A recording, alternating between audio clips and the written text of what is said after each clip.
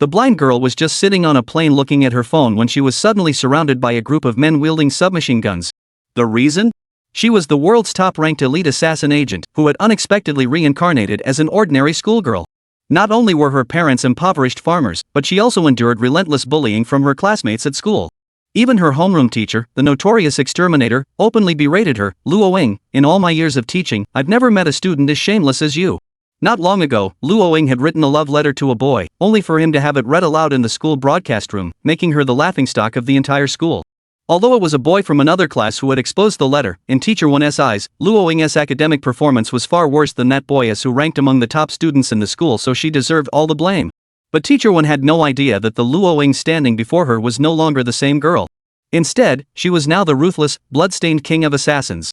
In a flash, Luo Ying snatched the math ruler from Teacher 1's hand. Before the class could react, they saw the ruler pressed against the teacher's throat, wielded like a deadly weapon. I warn you, don't come near me.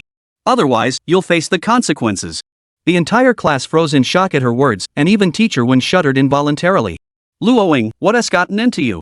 How dare you speak to a teacher like this? For a moment, Teacher 1 felt as if death itself were staring her down. Recovering, she nearly screamed, Luo Ying, what kind of attitude is this? Put that ruler down now and call your parents immediately. This is outrageous. As a seasoned professional assassin, Luo Ying not only mastered countless lethal techniques but also excelled at adapting swiftly to unfamiliar environments. While the crowd around her buzzed with chatter, she had already analyzed her surroundings thoroughly down to the structure of the classroom and its exact floor location and was prepared to evacuate at any moment. The only reason she stayed was to figure out her current situation and why she was trapped in this unfamiliar body. Hearing the commotion, Dong Chorin, the homeroom teacher of the neighboring class, walked over and asked, Teacher 1, what is going on? Why is your class so noisy? Seeing Dong, Teacher 1 regained some courage and immediately tattled, look at her. How could I end up with such a brazen girl in my class? She is the most shameless student in the whole school. Other girls at least study hard to save face, but her? She is out here yelling like some boy. Teacher 1's words only deepened the coldness in Luo Ying's eyes. In just a few minutes, this woman had called her shameless twice, a direct provocation to the king of assassins, the merciless Snake Queen, who had never hesitated to kill. However, just as Luo Ying was about to take action, a rather pleasant male voice sounded from outside the classroom door. Luo Ying, do you even realize what you're doing right now? Hurry up and apologize to the teacher. This boy was none other than Duanmu Chen, the school heartthrob whom Luo Ying had confessed to with a love letter the previous week, the very one who not only publicly rejected her but also took her letter to the school broadcast room to announce it to the entire school, leaving her utterly humiliated. He assumed that Luo Ying's defiance toward the teacher today was because she couldn't accept his rejection and was deliberately acting out just to get his attention. Duanmu Chen found this behavior even more repulsive. Ling Zixuan, eager to stir the pot further, stood to the side, winking exaggeratedly at Luo Ying. Your crush just said that. Why don't you hurry up and behave? Maybe he'll notice you because of it. The one who had a crush on Duanmu Chen was the original owner of this body, not the current Luo Ying. Luo Ying's grip on the math ruler didn't waver in the slightest. Teacher 1, seeing Luo Ying remain unresponsive for so long, immediately pulled out her phone and began scrolling through her contacts. I'm calling your parents right now. Let them see what you've become. Just as the teacher was searching for Luo Ying's parents' number, a classmate picked up a dark, grimy object. What the heck is this? It's disgusting. This scene caught Luo Ying's eye. At first, it was just an unintentional glance, but her starry black pupils suddenly contracted. It was the blood jade. Even though it was covered in filth, giving the entire piece an ugly, grimy illusion, Luo Ying recognized it at once. She put away the math ruler. Duanmu Chen had been wondering why Luo Ying wasn't listening to him, thinking to himself, has she stopped liking me? But seeing her obediently put away the ruler, he assumed his words had taken effect. Just as he sighed in relief, the next second, Luo Ying dashed to the classroom window and, in front of everyone, leaped straight out of it. Keep in mind this was the 3rd floor. Everyone rushed downstairs as fast as they could, expecting to find Luo Ying bloodied and broken on the ground. Instead, she stood there unharmed, as if nothing had happened. What is going on? Even Duanmu Chen, who had never spared her a glance before, stood dumbfounded. You jumped from the 3rd floor and didn't get hurt at all? His question only deepened Luo Ying's confusion. It was just a 3-story jump. Why would anything happen to me? Luo Ying, are you okay? Are you hurt anywhere? You scared me half to death. Teacher Wen, pale with shock, rushed over and grabbed Luo Ying, inspecting her inside and out. Thank goodness, you don't seem to have any serious injuries. I'm calling your parents right now. They need to take you to the hospital for a checkup immediately. About 20 minutes later. A middle-aged woman carrying a worn canvas bag, slightly hunched, with decent features, but due to years of accumulated fatigue and wrinkles covering her entire face, looking vicissitudes and rustic, squeezed into the crowd and staggered to Luo Poppy. "Poppy, how are you? Are you uncomfortable anywhere? Is your hand okay? How about your legs? Where does it hurt? You kid, why are you so stupid? Can you walk? Do you want mom to carry you? Mom will take you to the hospital now," the middle-aged woman choked and said. After seeing Luo Poppy shaking her head to indicate that she could walk on her own, the woman took Luo Poppy's hand, and because of the panic, she even forgot to say goodbye to the teacher and left the school with a wave of brains straight away. Straight to the hospital. 6 o'clock in the evening. This self-proclaimed mother of the woman pulled Luo Poppy in the hospital full-body physical examination once again and again to confirm that her body does not have any abnormalities, after applying for her to be hospitalized in the hospital for a night.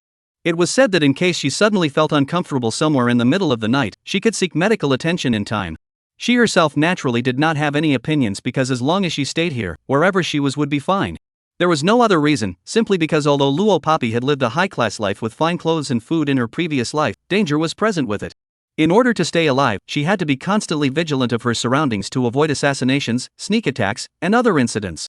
But now she could enjoy the life of an ordinary person with honor. This was undoubtedly the surprise she had dreamed of. Moreover, compared to her previous life, the exterior age of this body was 2 years younger than her original. This wave was a solid gain. Yes, she had gotten the memories of this body itself, the original owner, when she had jumped out of the classroom window in the afternoon, when she had reached out to catch the blood jade that had been thrown out of the window.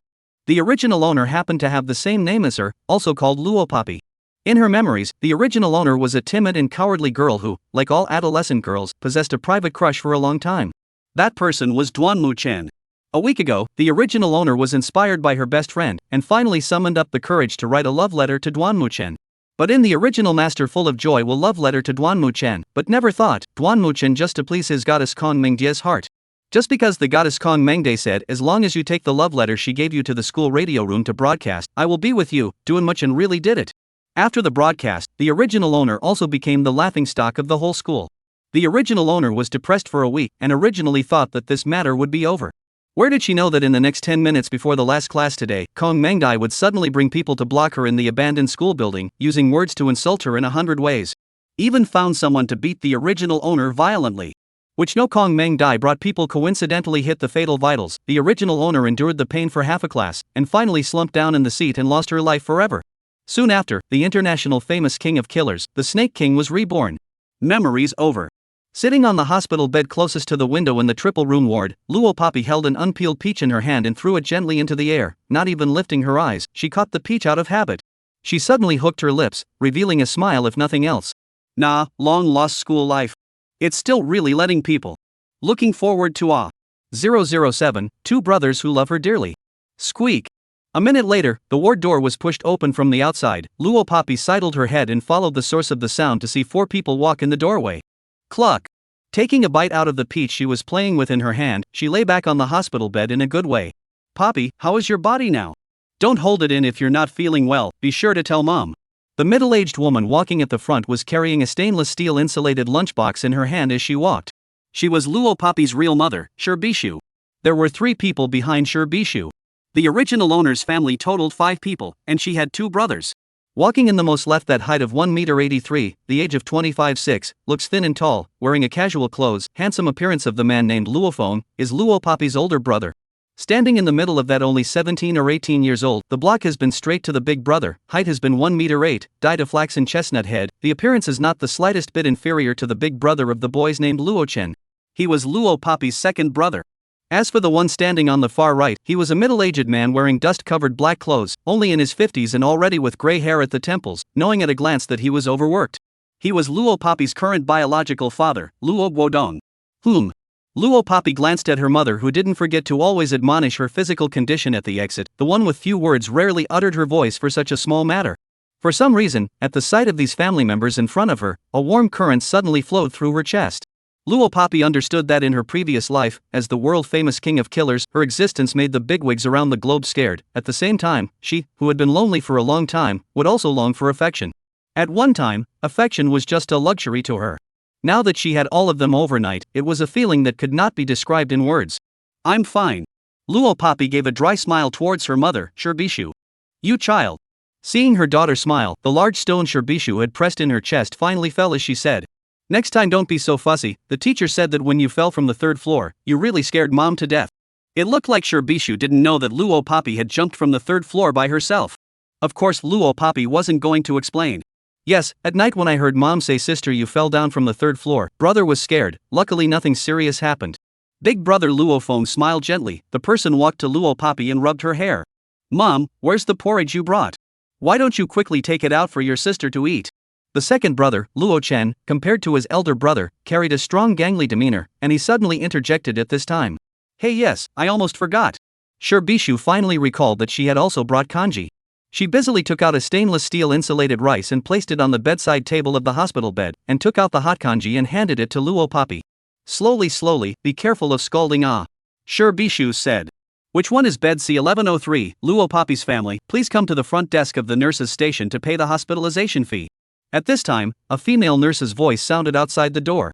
Luo Papi saw Shirbishu busily put down the porridge and barked at herself. "Papi, be careful of the heat, blow on it before eating, Mom and your dad will go pay the hospitalization fee, and we'll be back soon." With that, Shirbishu pulled Luo Guodong to leave here temporarily. Once the couple left, they made room for Luofeng and Luochen. Luochen wasn't as calm as his elder brother, he had always been gangly, following the market ruffians and scoundrels, and had a strong feeling of being a second-rate. However, he was really good to his sister Luo Papi. As soon as he saw Mom and Dad leave, Luochen walked over to Luo Papi with a smile on his face and patted his bulging pants pockets. "Sister, guess what delicious food second brother brought you? It's your favorite food, oh. Come on, guess." Nevertheless, Luo Papi wasn't interested in food at all. She looked up at Luochen and directly asked, "Is there a cell phone?" "Ha? Luochen didn't react for a moment. Instead, it was big brother Luofeng who took the first step and handed over his own cell phone. "Sister, what are you doing?" Luochen probed his head and asked in an inquiring voice. Being watched by the two, Luo Papi didn't hide it either.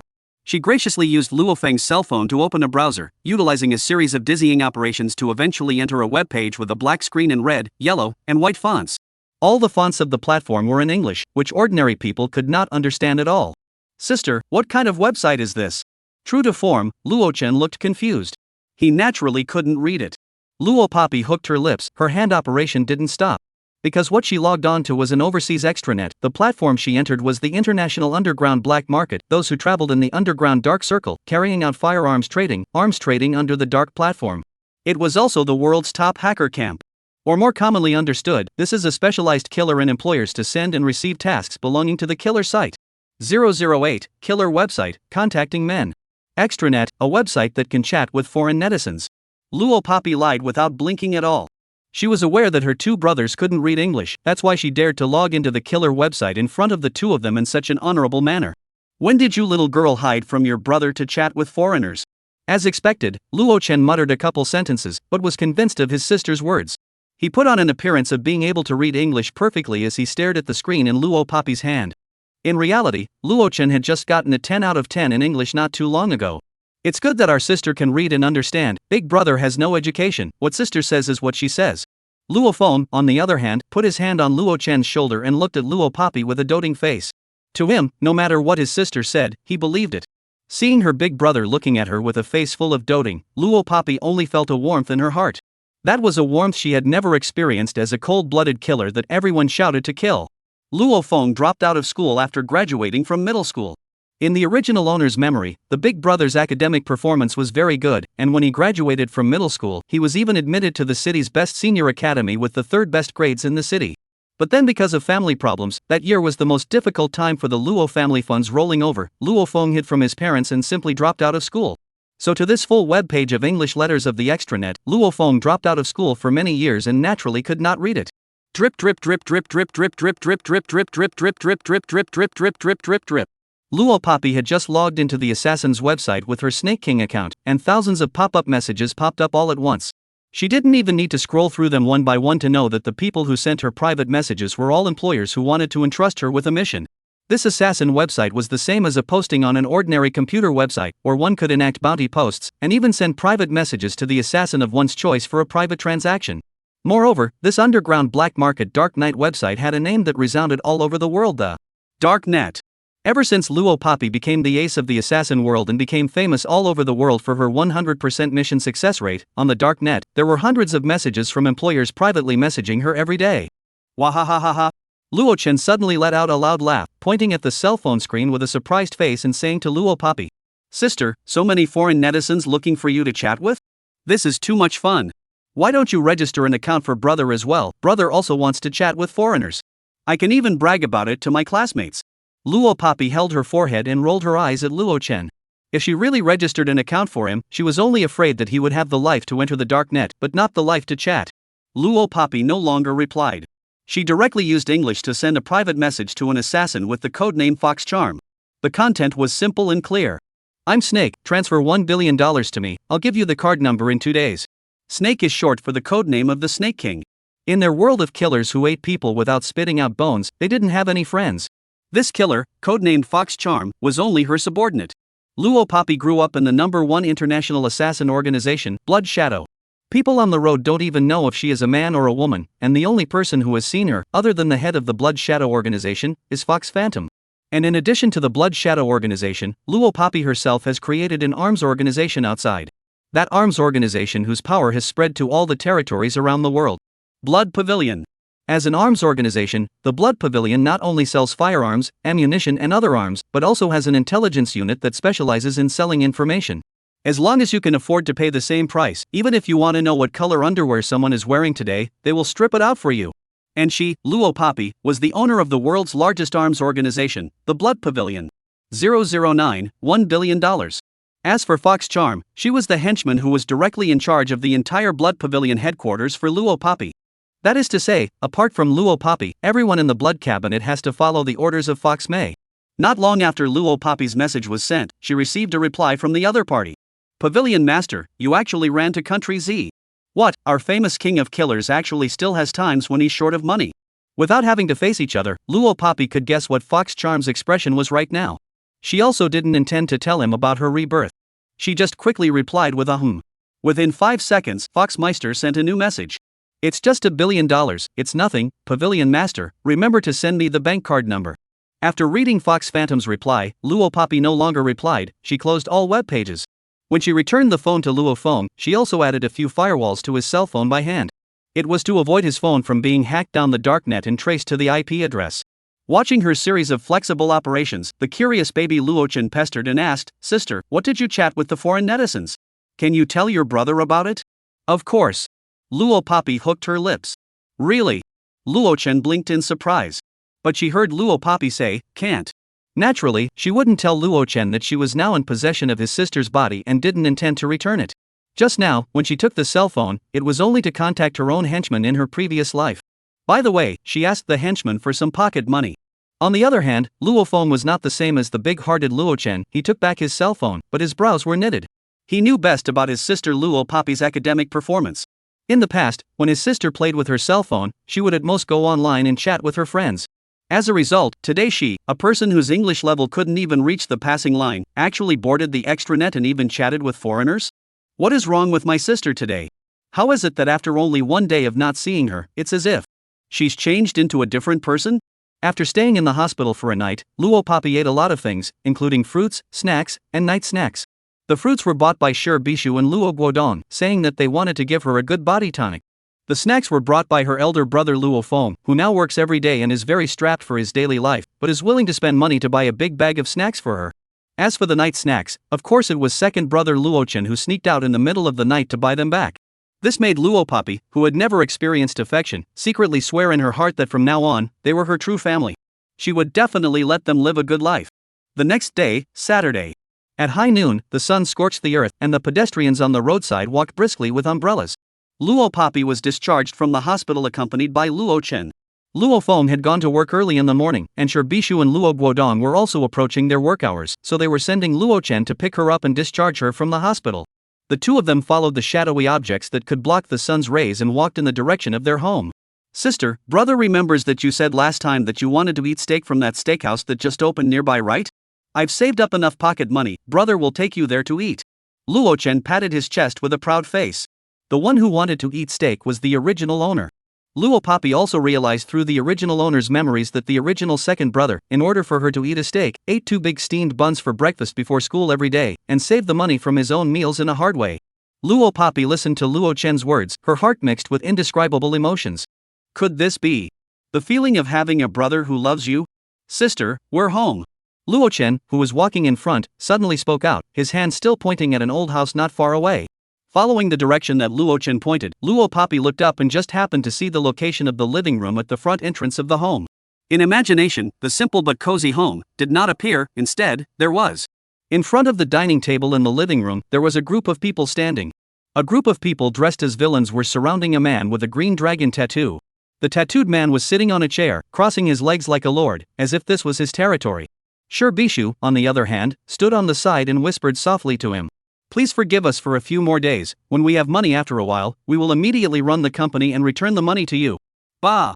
Old woman! The tattooed man suddenly slapped the desktop loudly and screamed. Still running the company? Aren't you close to declaring bankruptcy?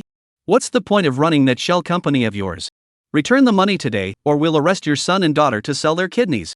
010, her means. Luo Guodong is still at work, it's not time to go off duty, and Bishu is the only one at home. Bishu heard that this group of villains even want to lay hands on the child, instantly panicked, anxiously shouting. No! No!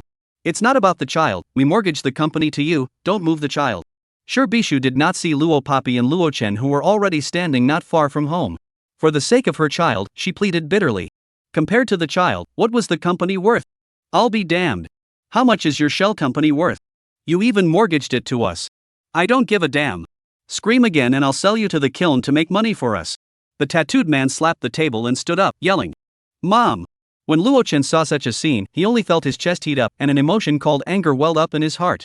He took big steps towards the entrance of the house, his voice loud and carrying the bearing that a man should have. Let go of my mom. It's not my parents who lent you the money. Why should our family pay back the debt? Bishu never thought that her son and daughter would return home at this dangerous time. She was so scared that she rushed forward and held the tattooed man's thighs in a death grip, preventing him from dealing with the child. Chen Chun. Papi. Leave mom alone and run. You guys run. It was true that she owed money to the group of thugs, the tattooed man, but the person who owed them money was not Luo Guodong and Bishu. A few months ago, his father Luo Guodong and a friend he knew as a child cooperated to run a small company and invested all his savings saved over the years. As a result, the small company has not developed further. Luo Guodong, that friend, rolled away all the money in the company, with his wife and son ran away. Before running away, he also borrowed a large sum of money from the black market thugs. The company had no choice but to declare bankruptcy because it had no funds. Now that this group of villains couldn't find his friend, they turned their target to Luo Guodong's family. Because that friend had used the company's name to borrow money from the villains in the first place, which led to the scene just now. Furthermore, the villains didn't talk about the wrongdoer's debt, they only cared about getting benefits. Moreover, this group of villains did no evil, and several of them were even regulars who often committed crimes and entered the police station, and there were also a few who had killed people. No! I'm not going to leave. Luo Chen, however, said very firmly. He was a man, he would never do something like leaving his mother behind and running away by himself. Ha! The tattooed man with a green dragon engraved on his arm was named Wang Jianxiang, and he was the leader of the group. After he sneered coldly, he beckoned.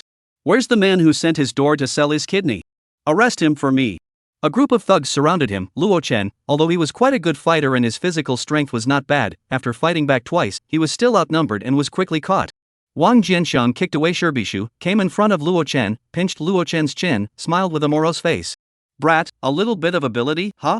Bishu wanted to rush over, but was also grabbed, seeing that they were going to deal with Luo Chen, her voice hissed to the extreme. No! No! Please let my son go. No! Unfortunately, Bishu's pleas were like hitting a stone with an egg to this group of villains, unable to make any splash at all. Wang Jianxiang pulled out a dagger from his pocket and gestured twice on Luo Chen's hand. Dead brat, count your bad luck, quite powerful, huh? Struggling so hard, not listening? Then I'll cut off one of your hands first, and then send you to the hospital to have your kidney cut out, so you can behave, right? Hold him down for me. Wang Jianxiang said that he was about to make a move, but unfortunately he hadn't made his next move yet. Beside his ear, a pleasant young girl's voice rang out. Cut off your hands directly, how meaningless. Chopping off hands? This is still no fun? Wang Jianxiang group of people are villains, such bad things to do a lot, but also accustomed to encountering this kind of thing, all kinds of fear, crying, afraid of the face. Ordinary people encountered this kind of hand-chopping bloody things, should have been scared out of their souls. As a result, there was actually someone who was not only not afraid, but also said such words in such a tone? Wang Jianxiang and the group of villains turned their heads to look in surprise. They saw a young girl wearing ordinary casual clothes, with a tall stature, wearing a rustic ponytail, raising her head, but revealing a face that was so beautiful that it could not be seen under her bangs. She was walking this way. A young girl who was pure and beautiful, but with such fierce words inside her mouth. And if they remembered correctly, wasn't this young girl also the Luo family's daughter? Her brother was about to get his hand chopped off, and not only did she not cry or make a scene, she even helped them out? What in the world is going on here? Poppy? Even Bishu was shocked to the point of being dumbfounded. Ha! Wang Jianxiang gave a stiff laugh, looked at Luo Poppy with great interest, and said, "Then little sister, you say, how is it considered interesting?" "Of course. It is." The corner of Luo Poppy's mouth hooked dark, pursed her lips, and a cold light flashed in her eyes. When the words fell, in an instant, Luo Poppy, who was still 5 meters away from the place, dodged in front of Wang Jianxiang with a speed so fast that the human eye couldn't even catch it. Her expression was cold, like she was looking at a bunch of mole crickets, and she just gave Wang Jianxiang a look. By this look, Wang Jianxiang's body stiffened for no reason. But in this time when even he didn't react, Luo Poppy had already stomped on his back and kicked him to the ground. A clanking kitchen knife appeared in her hand at some point, her foot stepping on Wang Jianxiang's back, slightly bending over. The knife, without any hesitation, accustomed as if it was just a natural reaction, just cut down towards Wang Jianxiang's fingers that were stuck to the ground. At the first moment of the incident, someone shouted in fear. Everyone's brain seemed to explode, and the surrounding area was instantly dead silent. But looking at Luo Poppy, the hand with which she dropped the knife was habitual and natural, as if she had done something as horrible as this 10,000 times before. In front of this seemingly harmless young girl, really just a teenage ordinary girl. 011, the first show of sharpness. Aha! A mournful scream exploded across the room. Luo Poppy, she had actually chopped off 3 of Wang Jianxiang's fingers in public. The miserable screams from Wang Jianxiang continued to reach the ears of everyone present, lingering on. However, Luo Poppy, who had done such a heinous thing, did not show any expression of panic or fear at all because she had chopped someone. Is it because she just accidentally chopped someone, and now she's already scared to the point of losing her voice? Or is this kind of thing already commonplace for her? Not to mention Luo Poppy, seeing the scene in front of them, even this group of villains who had done all sorts of bad things were all scared pale. Among the group, there was a man with a shaved head, who had killed someone before mixing with Wang Jianxiang. However, even he was scared by Luo Poppy's fierce methods, and was so terrified that he took 3 steps back in a row. Just then, listening to Luo Poppy like a nobody, she continued to answer what Wang Jianxiang asked not long ago. Chopping hands, of course it's only interesting to chop them bit by bit. What? Could it be that you can't take it just to this extent? I thought you were an expert in this kind of thing. After all, you just had to chop my brother's hand, so I'm really sorry. The word sorry came out of his mouth, but there wasn't even a hint of an apology in his tone. If the crowd could have understood before that this was a slip of the hand on her part, and now she was so scared that she couldn't even make an expression, then now it was completely certain that she was doing it on purpose. She was doing this for the sake of her brother, doing the same thing to him. Making the first move, she dealt with Wang Jianxiang. Because if she hadn't made a move, the person who had his hand chopped off right now would be the even more innocent Luo Chen. This teenage girl was definitely not as harmless as she looked on the outside. Even better suited to survive in the underground black market than their group of murderous, fire-ravaging, and unmitigated villains. Ah! The pain of losing 3 fingers traveled through his nerves to his brain, causing Wang Jianxiang to keep letting out miserable screams. He had completely lost any other senses and could not feel anything but pain. Hearing Wang Jianxiang's screams once again, all the gangsters reacted. They looked at Luo Poppy vigilantly while quickly rushing to Wang Jianxiang's side. A group of gangsters picked up Wang Jianxiang and ran outside. The thug following at the end even turned his head and fixedly looked at Luo Poppy with vicious eyes, putting down harsh words. "Dead girl, you wait for me. Dare to move our people, you're dead." Seeing that their people were carrying Wang Jianxiang, they were about to leave the Luo family's gate. Right at the moment when the villain who had finished letting out his vicious words finished speaking, he saw a bench flying through the air. The bench directly hit the Luo family's gate. The door was smashed by the bench, and it just closed with a bang. This closure also happened to shut the several gangsters carrying Wang Jianxiang in the living room. Behind them, at the same time, a sweet yet cold voice of a young girl rang out. "Did I allow you guys to leave here alive?" The sweet voice of a young girl spoke the most terrifying words in this world. All the punks only felt as if their bodies were filled with cold air, from their feet to their spine bones. At this point in time, only one thought was left in their hearts. Who said that the weakest and best group to cheat in society is female students? This schoolgirl in front of them was so terrifying that she didn't look like a human being. It was like a devil from hell. 012, get lost. Several villains knew that this little girl in front of them was not to be messed with. Although they didn't know where she learned her skills as a girl. But from the fact that she used a kitchen knife to cut off 3 of Wang Jianxiang's fingers without mercy, as well as just now taking a bench and smashing it into the doorway, using the force to make the door close. These two seemingly simple, but actually need to be able to pinpoint the force of people can do things seem. This little girl in front of me is by no means an idle generation. Little sister, we're just doing what we're told, so don't make things difficult for us. We are all out to make a living. If you let us go, we will let you go, okay? If the hard way doesn't work, let's go soft. Among the gangsters, the man with a flat head who had once killed someone with his own hands softened his voice towards Luo Papi and said.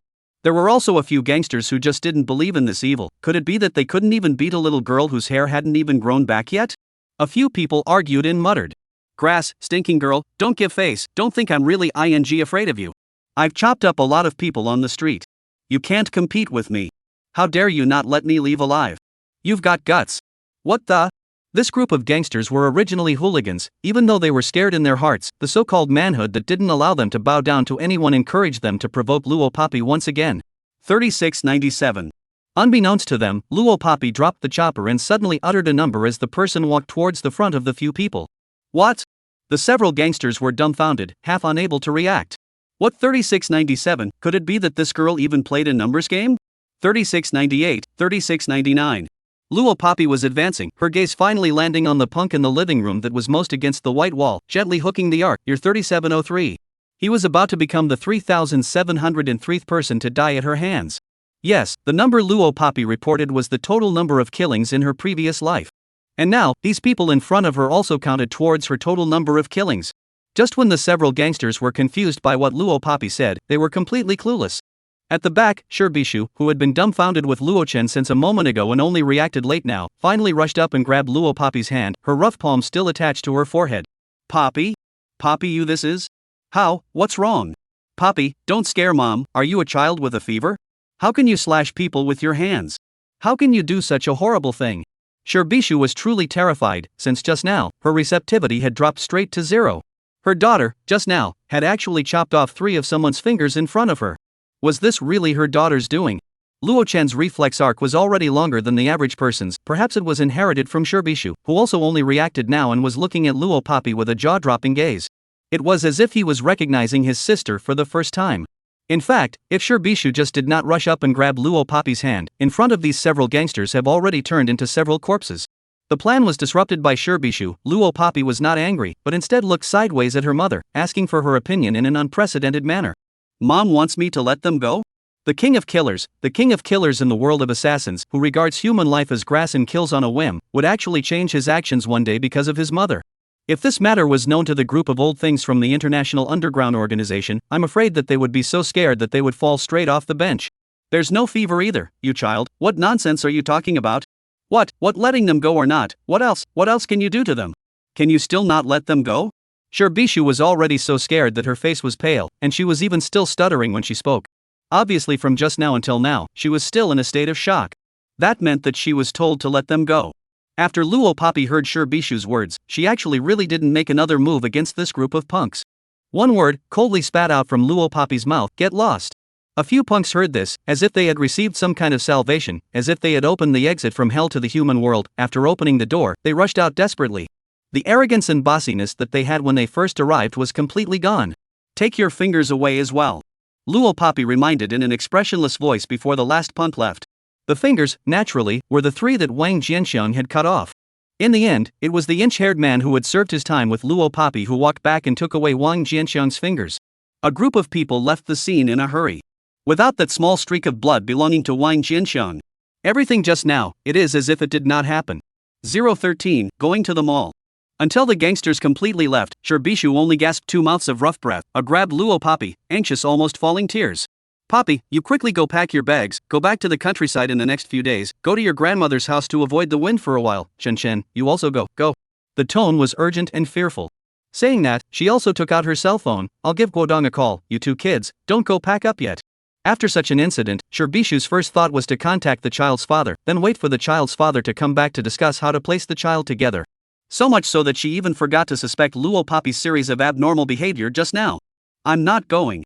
Hearing Shibishu's words, Luo Papi blinked and spoke out firmly. She, the Snake King, had never fallen away because of anyone, and this time was no different. I'm not going either. Luo Chen glanced at his sister and similarly spoke out firmly. Moreover, Luo Chen, as Luo Poppy's second brother, instead of blaming her for bringing trouble to the family by chopping off someone's finger, he comforted Luo Poppy and said, "Sister, don't be afraid, there's brother here. If that group of people come looking for you again, there's brother to protect you, and if they want you to take the responsibility, you can just say that it was my brother that I chopped off their man. Even if you have to be arrested to the juvenile detention center, it's also brother who will go for you.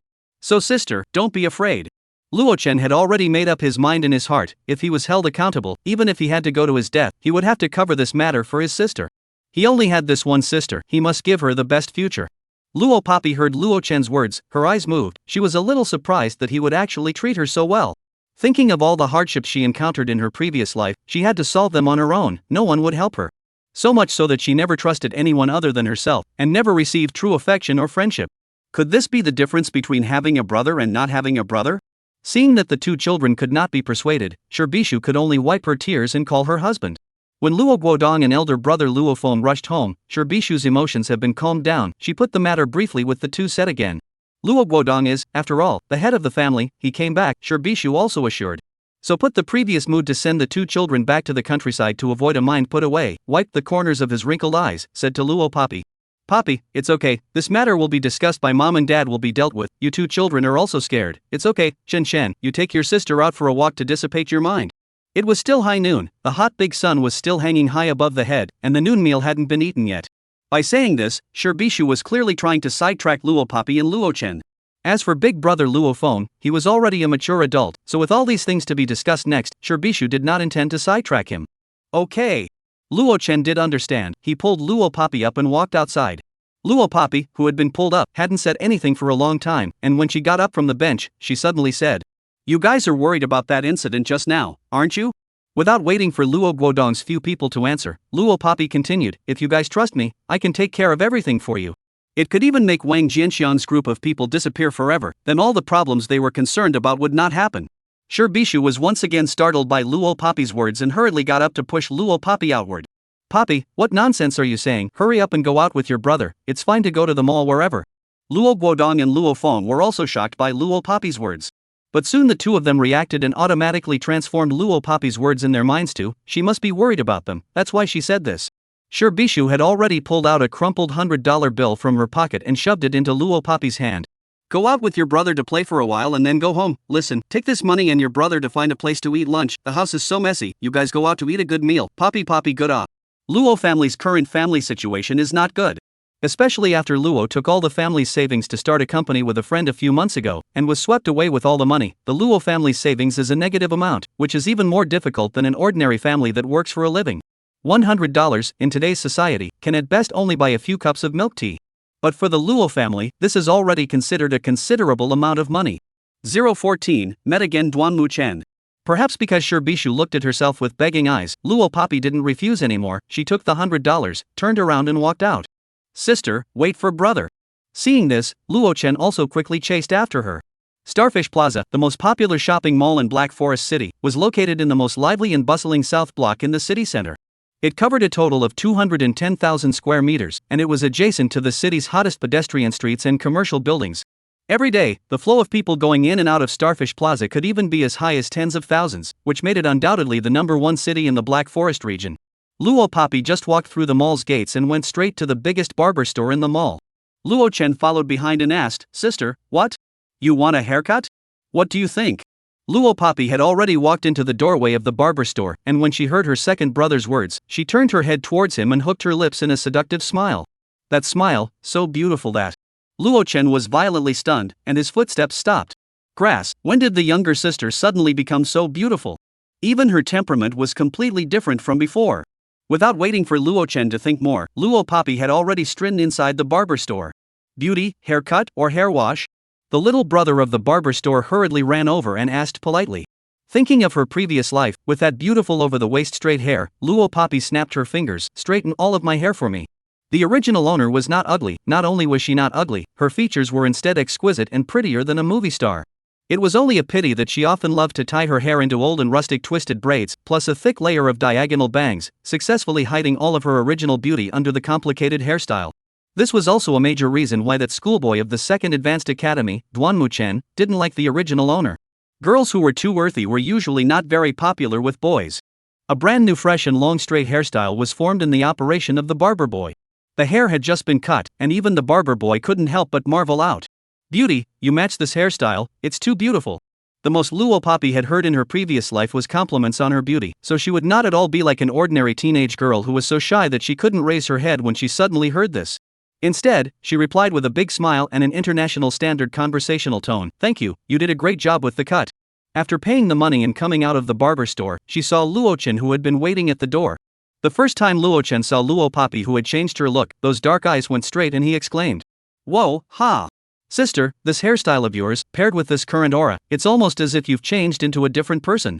I told you, you should have changed your look a long time ago, that previous look was just too earthy." Luo Poppy bypassed Luo-chen and walked in front, her voice still resounded, "It's quite earthy. Walk, brother will take you to eat steak, haven't you been reading for a long time? I brought out all my pocket money when I just came out from home. Eat as much as you want today. I'll fill you up." Luo-chen quickly walked to the front to lead the way, heading towards the elevator and up to the 4th floor. In this kind of large-scale shopping mall, the first and second floors are usually filled with brand-name clothing stores, jewelry stores, cosmetic stores, and so on. On the 3rd floor, there was usually a small playground for the kids, or a game hall that was often filled with young people. The 4th and 5th floors were mostly gourmet restaurants. Luo Poppy followed Luo-chen and took the elevator to the 4th floor. The two had just stepped out of the elevator when they met a group of adolescent boys and girls in groups of 3 or 2 playing in the mall. Originally, Luo Poppy didn't even look at them and walked past this group of people. But suddenly, among the group of adolescent teenagers who brushed past her, one of them suddenly called out to her in a surprised tone, "Luo Poppy."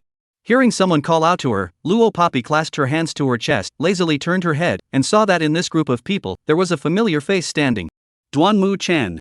More precisely, there was another person who was very common in the original owner's memories, but was also the culprit that Luo Poppy had first met and had killed the original owner, Duanmu Chen's goddess, Kong Meng Dai.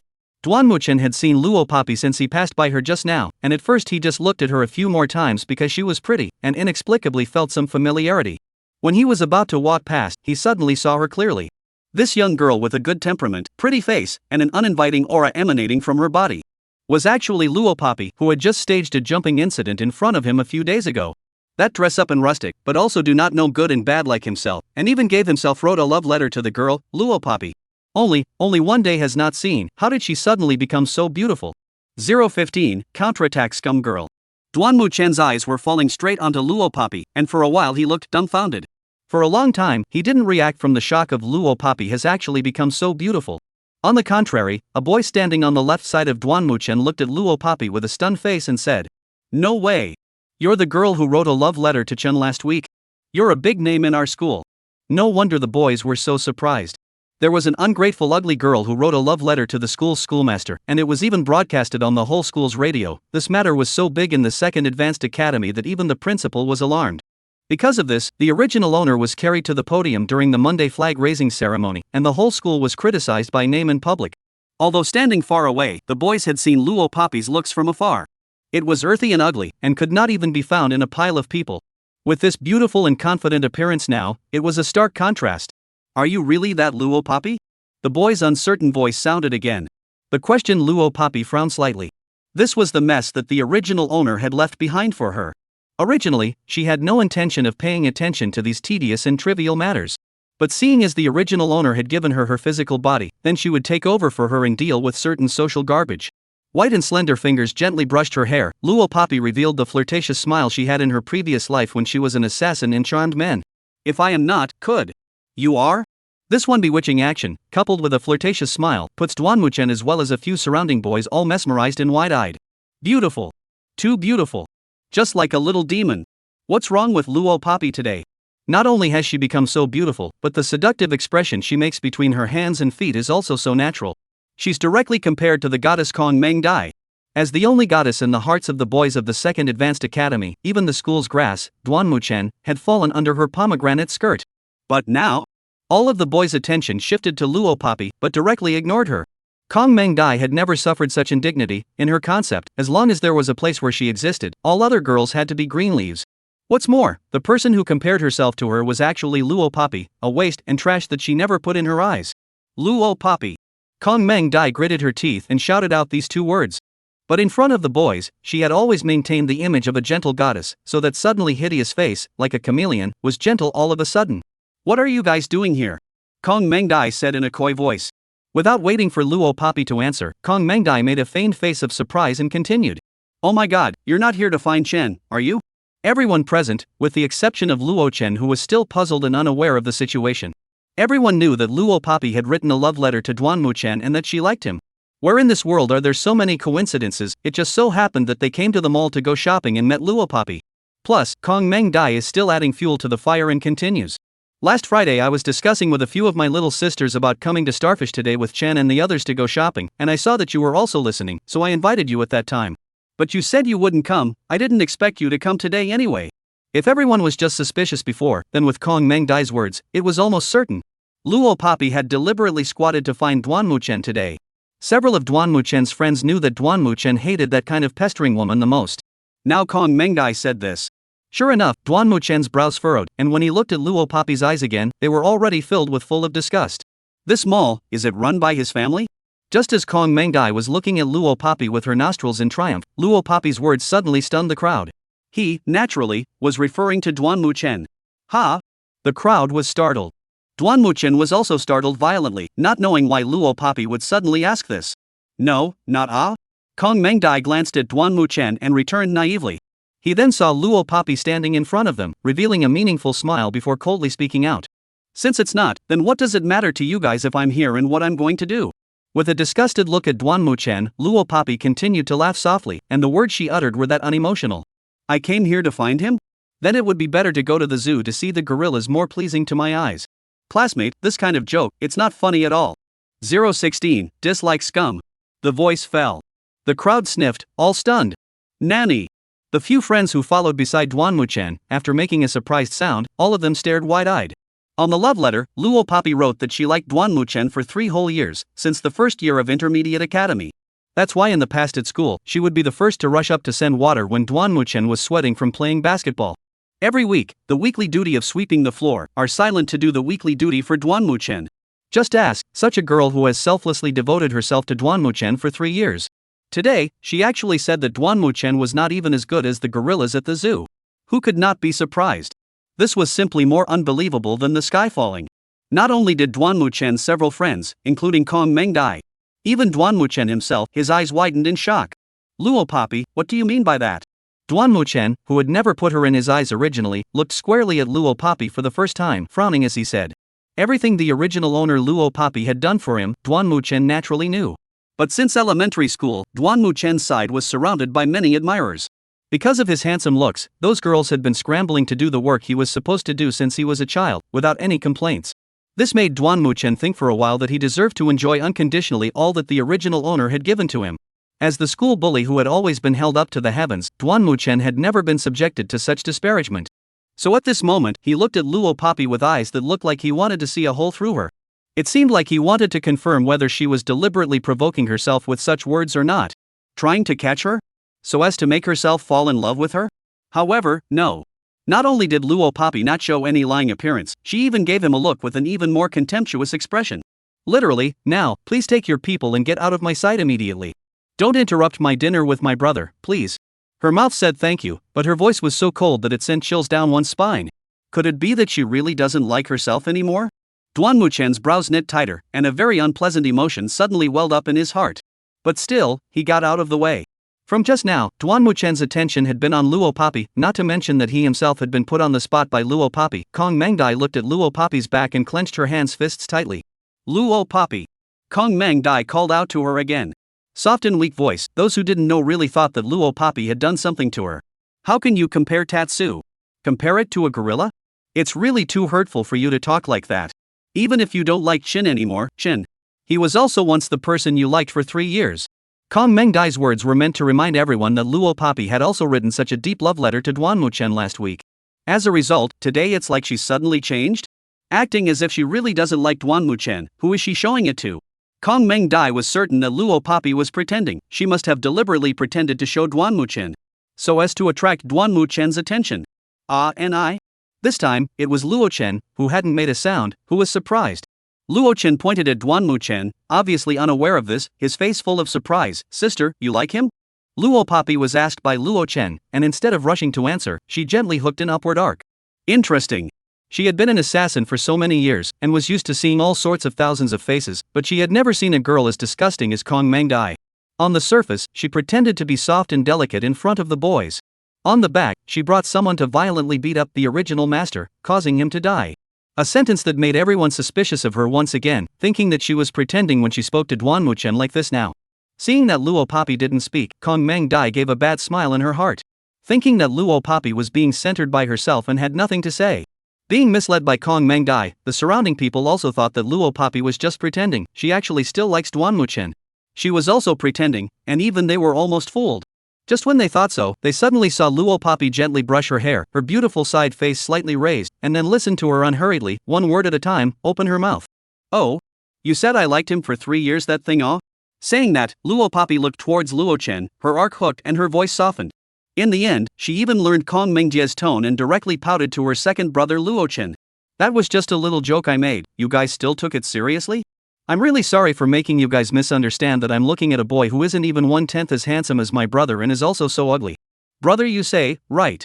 After saying that, Luo Papi winked at Luo Chen. Her appearance was exceptionally cute. 017, Taekwondo Black Belt vs Ace Killer. This was Luo Papi's first time learning to be petulant, and if she listened carefully, her tone was slightly raw. But when Luo Chen heard it, his 2 long legs abruptly straightened, and he was unable to return to his senses for a long time, his tone stuttering. Right, what my sister said, of course alright. Like a monk fumbling with his head, Luo Chen returned to Luo Papi with a big smile. A mouthful of white teeth was particularly conspicuous. But sister, this is the first time you've complimented brother on my good looks, the words are so sweet. After laughing, Luo Chen looked up at Duan Chen's several people again, instantly transforming into a sister-protecting fiend with a stern warning. Hey, you guys, don't say some things nonsense, beware I'll beat you up. Saying that, he also waved his sandbag-sized fist. Let's go, sister, I'm starving to death, don't beep with this group of people anymore, we haven't even eaten lunch yet. Excluding Luo Chen, the rest of them all froze in place. Luo Papi actually said that Duan Chen was ugly again? If anything, not too long ago, Luo Papi had belittled Duan Chen as inferior to even a zoo gorilla, causing the crowd to be skeptical for a while.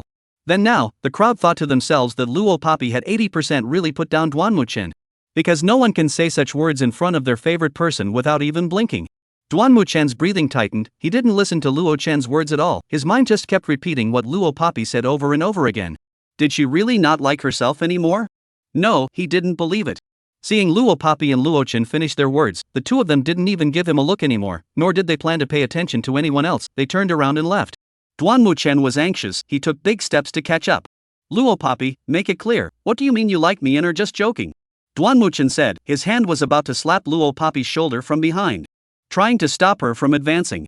Although he knew that after this, Luo Papi wouldn't pester him anymore, this result made Duan Chen even more upset. Didn't she like him? What? Is she going to give up if she can't catch up to him? She also said that he was ugly, so she couldn't eat the grapes and said that the grapes were sour? Luo Papi, say it clearly before you go. As he spoke, Duan Chen's hand was already about to slap onto Luo Papi's shoulder. However, just a second before Duan Chen's hand was about to touch her, Luo Papi, who had her back to Duan Chen, suddenly raised her hand and reflexively swept backwards. In an instant, her figure was like an agile viper, transforming into a residual shadow. While her hand was resisting Duan Chen's touch, her figure flickered and she came behind Duan Chen. Her speed was as fast as a tiger. She twisted Duan Chen's arm, only to hear his arm click sound. At the same time, Luo Papi's pair of white and clean slender hands, all ready from the back to pinch Duan Chen's neck. The next as long as a movement can easily send Duan Chen down to the yellow springs. But she stopped, didn't continue. Aha! With his arm removed and dislocated on the spot, Duan Chen let out a muffled grunt. When he reacted and recognized what had just happened, his pupils snapped to their maximum. Luo Papi, she had just actually tackled herself with a speed that even she couldn't react to at all. Holy Chen, she actually. When the surrounding few saw the scene just now, without exception, their pupils all shrank. Even Kong Meng Dai, when she saw Luo Papi's fast and vicious move just now, she winced fiercely. They were very familiar with Duan Chen, which one of them didn't know that Duan Chen had grown up in Taekwondo since elementary school. And right now, Duan Chen was already a Taekwondo black belt 5th Dan expert. Because of his outstanding Taekwondo strength, he was even asked by a certain TV station to do a variety show last year. And just now? Duan Chen, a 5th degree black belt in Taekwondo, was defenseless against Luo Papi? How is it possible? 018, the original owner's diary. The moment a few people were dumbfounded, Luo Papi had already put away the girlish look she had when she was pampering her brother. Her expression became cold, and she spoke coldly to Duan Muchen. "Don't touch me, you're not worthy." Just now, being almost touched by Duan Muchen's shoulder, Luo Papi just reflexively made that series of moves. If it was her previous life, she would have already directly snapped his neck when she pinched the back of her neck. The reason why she didn't do the last step was because Luo Papi realized that her current self was just an ordinary schoolgirl. A girl with a loving mom and dad and 2 older brothers to protect her, not the murderous king of killers of yesteryear. She didn't want to lose this hard-earned affection. No more nonsense. Luo Papi withdrew the hand that was strangling the back of Duan Muchen's neck, pulled on the shocked Luo Chen, and headed straight for the steakhouse on the 4th floor. The head did not return. During this time, whether it was Duan Muchen or Kong Mengde, no one made another sound. This group of people looked like they had seen a ghost alive, unable to come back to their senses from the shock for a long time. They could only watch Luo Papi leave, and in the end, they couldn't say anything. Over here, it wasn't until they entered the steakhouse and ordered 2 specialty steaks that Luo Chen reacted from the shock of "My sister is actually so powerful." "I go, sister, who did you learn those 2 hands from just now?" "It's almost as good as one of my brothers who learned fighting arts in elementary school," Luo Chen asked numbly. Raising her head, Luo Papi's fair face that was so delicate that not a single pore was visible faced Luo Chen. She revealed a light smile and replied, "Learn from the self-defense tutorials broadcast on the television." When it came to telling lies, she was already comfortable with it. Of course, Luo Papi couldn't directly tell Luo Chen that she was the world's #1 ranked king of killers, and for some reason occupied your sister's body, so she suddenly became powerful. If she really confessed to her second brother like this, I'm afraid he would be so scared that he would think he had a mental problem, right? Aha! Luo Chen was first stunned that this big-hearted second brother was really convinced. It seems like your younger sister has your brothers and my talent for fighting. Follow the TV and learn, you'll be able to put it to use in no time. A lunch that was settled in a light atmosphere. In the afternoon, Luo Chen brought Luo Papi to wander around the mall and didn't return home until the evening. Perhaps it was because of the discussion on how to deal with Wang Jianxiang's group of villains. When Luo Papi returned home, she clearly felt the nervousness of Shibishu, Luo Guodong, and Luo Feng calm down. The furniture that was smashed by Wang Jianxiang's group of villains before they left home was mostly restored, and Shibishu cleaned up the house. Just missing some vases, benches and other furniture, probably smashed and unusable, so Shibishu had already taken them and thrown them away. Papi Chen Chen has come home? Seeing the 2 of them enter the house, Shibishu had just come out of the kitchen. She busily wiped her wet palms and backs of hands on her apron, and washed 2 big and red apples for Luo Papi and Luo Chen. "Mom is starting to cook dinner, you 2 take the apples to pad your stomachs first, and dinner will start in a while." "Okay, Mom," Luo Chen responded. Luo Papi also took the apple, took a bite. People went to the 2nd floor. Luo family house was built 20 years ago, brick and cement house. 20 years ago it was also considered a very beautiful and unique house in the neighborhood. Only after so many years, even the most beautiful house has become outdated, so it looks old and rustic. The house was 3 stories high. Luo Papi's bedroom was on the 2nd floor, the one facing the sun. Opening the bedroom where the original owner had lived for more than 10 years, Luo Papi walked into the house. Like most adolescent girls, the original owner's bedroom was filled with cute stuffed animals and pillows. There was also a star poster pasted right above the bed. Luo Papi walked to the desk opposite the bed and reached out to casually pull open a drawer. It was just as expected. A pink diary with a few anime stickers appeared in front of her. This was the diary that belonged to the original owner. Luo Papi took out the diary and without hesitation flipped it open to read it. 019, Borrowing Money Fiasco. The original owner didn't have the good habit of writing a diary every day, but only occasionally would write down some of the young girl's small emotions. When Luo Papi opened the first page of the diary, she saw a few lines of crooked black fonts written on the diary. March 1st, Sunny, today the male god finally talked to me, I'm so happy Luo Papi had no expression, her finger gently flipping to the 2nd page. April 5th, Cloudy, I already promised the male god that I would help him sweep the floor today, but I ended up being left by the teacher to memorize the text. Will the male god be angry with me? Whoops. Turning several pages in a row. September 11, Cloudy, today Lin Shanshan borrowed money from me again. I lent her $30. She borrowed money from me for the 5th time this month. She hasn't paid me back even once for the money I lent her before. I don't want to lend her anymore, but I don't dare to ask for the money back, so what should I do? The diary was mostly filled with the original owner's boring and uninteresting daily life. However, this was the heart of an ordinary to ordinary young girl, at the most innocent age. Luo Papi turned several pages in a row, and all that was written on them was the original owner's most ordinary daily life. Until the last page, the somber mood on it attracted Luo Papi's attention. September 15, Boing Boing, what should I do? What should I do? The boy god took the love letter I wrote to him to the broadcasting room, and now the whole school has heard the love letter I wrote. How am I going to stay in school from now on? Who's going to save me? Someone please save me. This was the last page of the diary left by the original owner. Turning the page again, the back had also been all blank. Luo Papi closed the diary, and the look in her eyes was slightly cold. She originally thought that even if the original owner was weak, there had to be a limit. Until reading this diary. Eyes, involuntarily cold to the extreme. At this time, Sherbishu's shout came from downstairs, "Papi, come down for dinner." Closing the diary, Luo Papi put it back in its original place, and the person walked downstairs. Perhaps, once the original owner was bullied by everyone. But, the person who controls this body now, is her. She, the Snake King, had killed countless people in her life, and the blood stained on her hands could bleed into a river. Those who once bullied the original owner, feel free to come over. Damn it, she won't let any of them go. Stayed at home for 2 days, nothing happened. Monday, early morning.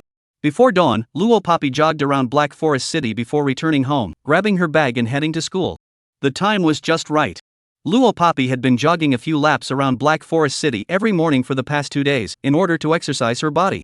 The strength of this body was too weak. Last time, even lifting a boy weighing over 100 pounds took so much strength. To know that in her previous life, even if she lifted a 300-pound item, it would be a trivial matter that could be done easily. Buying a cage of Xiaolong Bao, Luo Papi ate her breakfast and stepped into the school gates with many of her fellow schoolmates who were rubbing shoulders. At this moment, inside the class.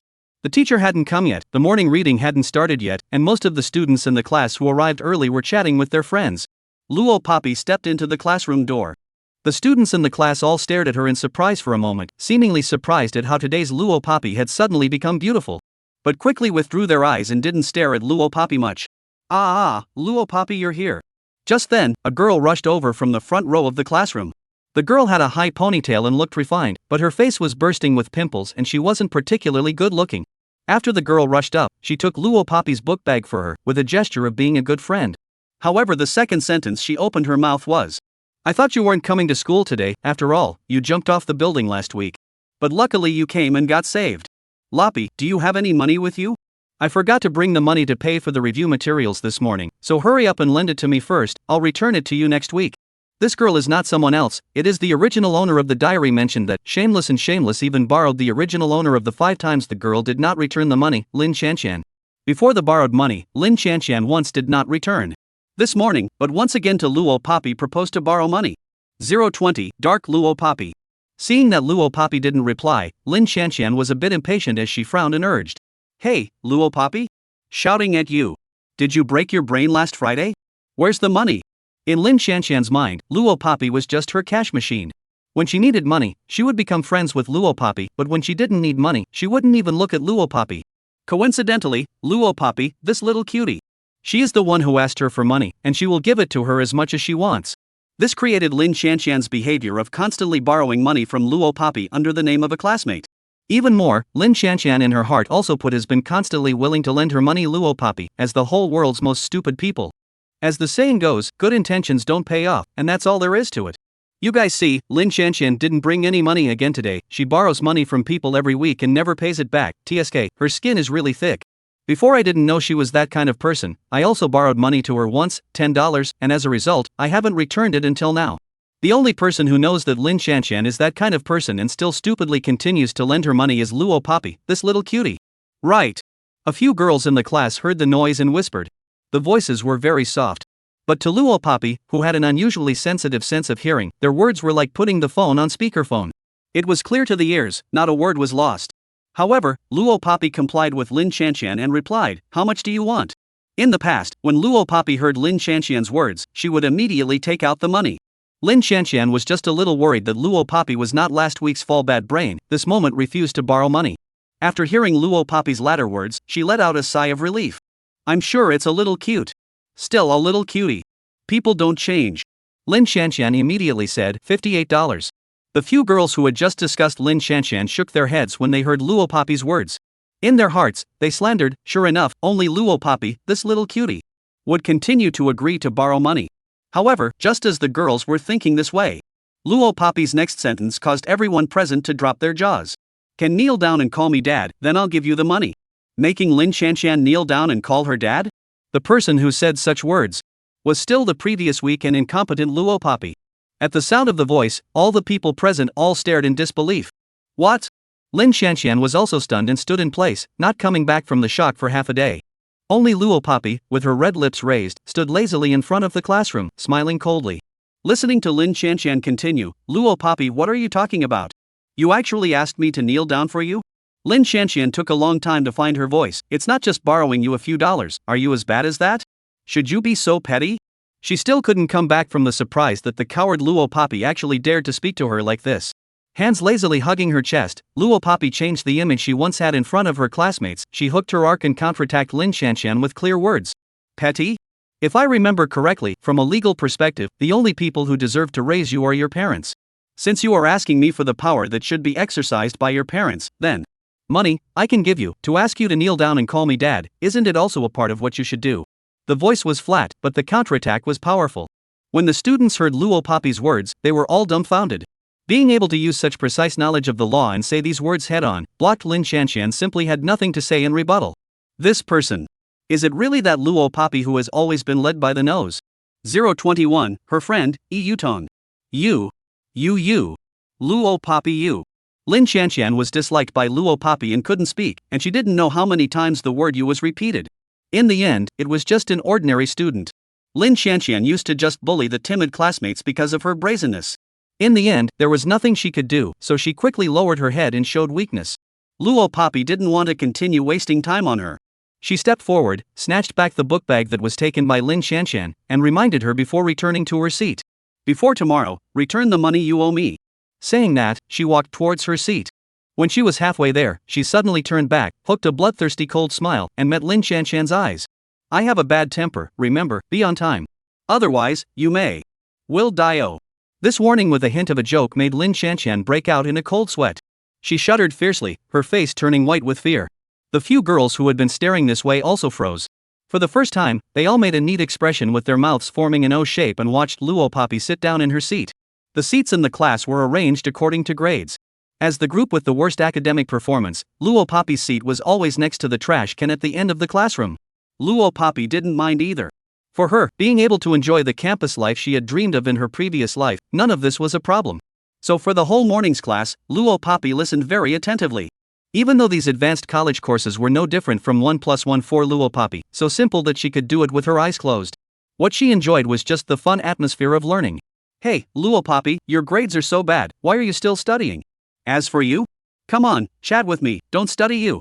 The same table Ling Zixuan looked at Luo Papi listening carefully to the morning class. The same school scum can't help it, he said loudly. Luo Papi inclined her head and looked at Ling Zixuan. Go. By this glance, Ling Zixuan suddenly remembered the ugly incident last time when Luo Papi bizarrely lifted himself up with her bare hands, and he gulped. There was still a bit of palpitations. Yes, what do you want to talk about? This state lasted until Luo Papi opened her mouth, and his tense emotions eased down. Harm, who are you scaring with such scary eyes throughout? Ling Zixuan swallowed, scratched his head, and said, I am trying to ask you, after school at night, do you want to ask Yutong to go eat KFC together? Yutong was the original owner's only female friend. Yes, technically counting, the original owner had two friends. Female friend, Yutong. Male friend, Ling Zixuan. It's just that adolescent boys and girls are very sensitive to friends of the opposite sex. A boy and a girl together, even if the two people are really just close friends, will be rumored that they are dating. Such rumors. This is something that the original owner is very concerned about, so the original owner only cares about Ling Zixuan outside of school, and only walks with Yutong in school. And the truth was that Ling Zixuan was indeed just an ordinary friend of the original owner. Okay. Luo Papi agreed. Then I'll call Yutong over to discuss it. Ling Zixuan said, stood up and shouted towards Yutong who was sitting at the front of the classroom. Yutong, it's the end of class and you're still writing your ass off on your homework. Come on, come over here, let's talk about something serious. With Luo Papi and Ling Zixuan different, Yutong is a serious school bully. She not only excellent academic performance, but also serves as a member of the study committee, so the row of seats have always been the classroom 1 or 2 rows. Very forward. And Luo Papi two people's ultimate fly VIP massage special seat formed a sharp contrast. Alas, here it comes. A young girl responded lightly. Luo Papi narrowed her eyes, looked up, and saw a generous and decent girl with a goose egg face, decent features, and a very pretty face come in front of her in Ling Zixuan. She, the original owner's only female friend, Yutong. 022, second brother's accident, Luo Papi racing. What's wrong? Is something wrong? Yuton looked at Luo Papi and then at Ling Zixuan. Let's go for a late night snack together, KFC, Brother Street, going or not? Ling Zixuan said it with alacrity. Luo Papi propped up her chin with her hand, blinked, and didn't make a sound. At this moment, Luo Papi was as quiet as an ordinary young girl. She really had a few moments of a schoolgirl's posture. It was estimated that the group of old things on the international road would never have dreamed that the killer snake king they desperately wanted to find would actually transform and come to school. Even when she was a schoolgirl, she was really decent. Yuton thought about it and revealed an apologetic smile. Sorry, my parents want me to go home right after school, you two go? Yuton's tutelage was very strict. Her mother was a white-collar worker in a company, and her father was rumored to be the owner of a small and prestigious company. Normally, her parents didn't let her go out to play at night, and she had to go home immediately after school. She didn't mean to reject Ling Zixuan either, but she really couldn't go. All right. Ling Zixuan could only scratch his head and give up. Then he looked at Luo Papi. Looks like it's only the two of us who can go. Are you still going? That KFC store was situated near the school. As soon as school was over, students rushed to the store in droves to buy food.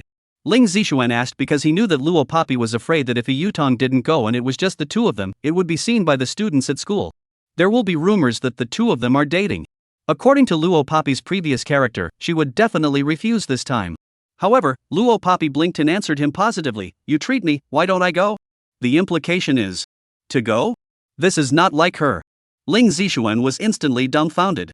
The Second Advanced Academy was situated in the downtown area, and the students who attended the Second Advanced Academy were basically residents of the neighborhood as well, so almost all of them didn't live on campus at night.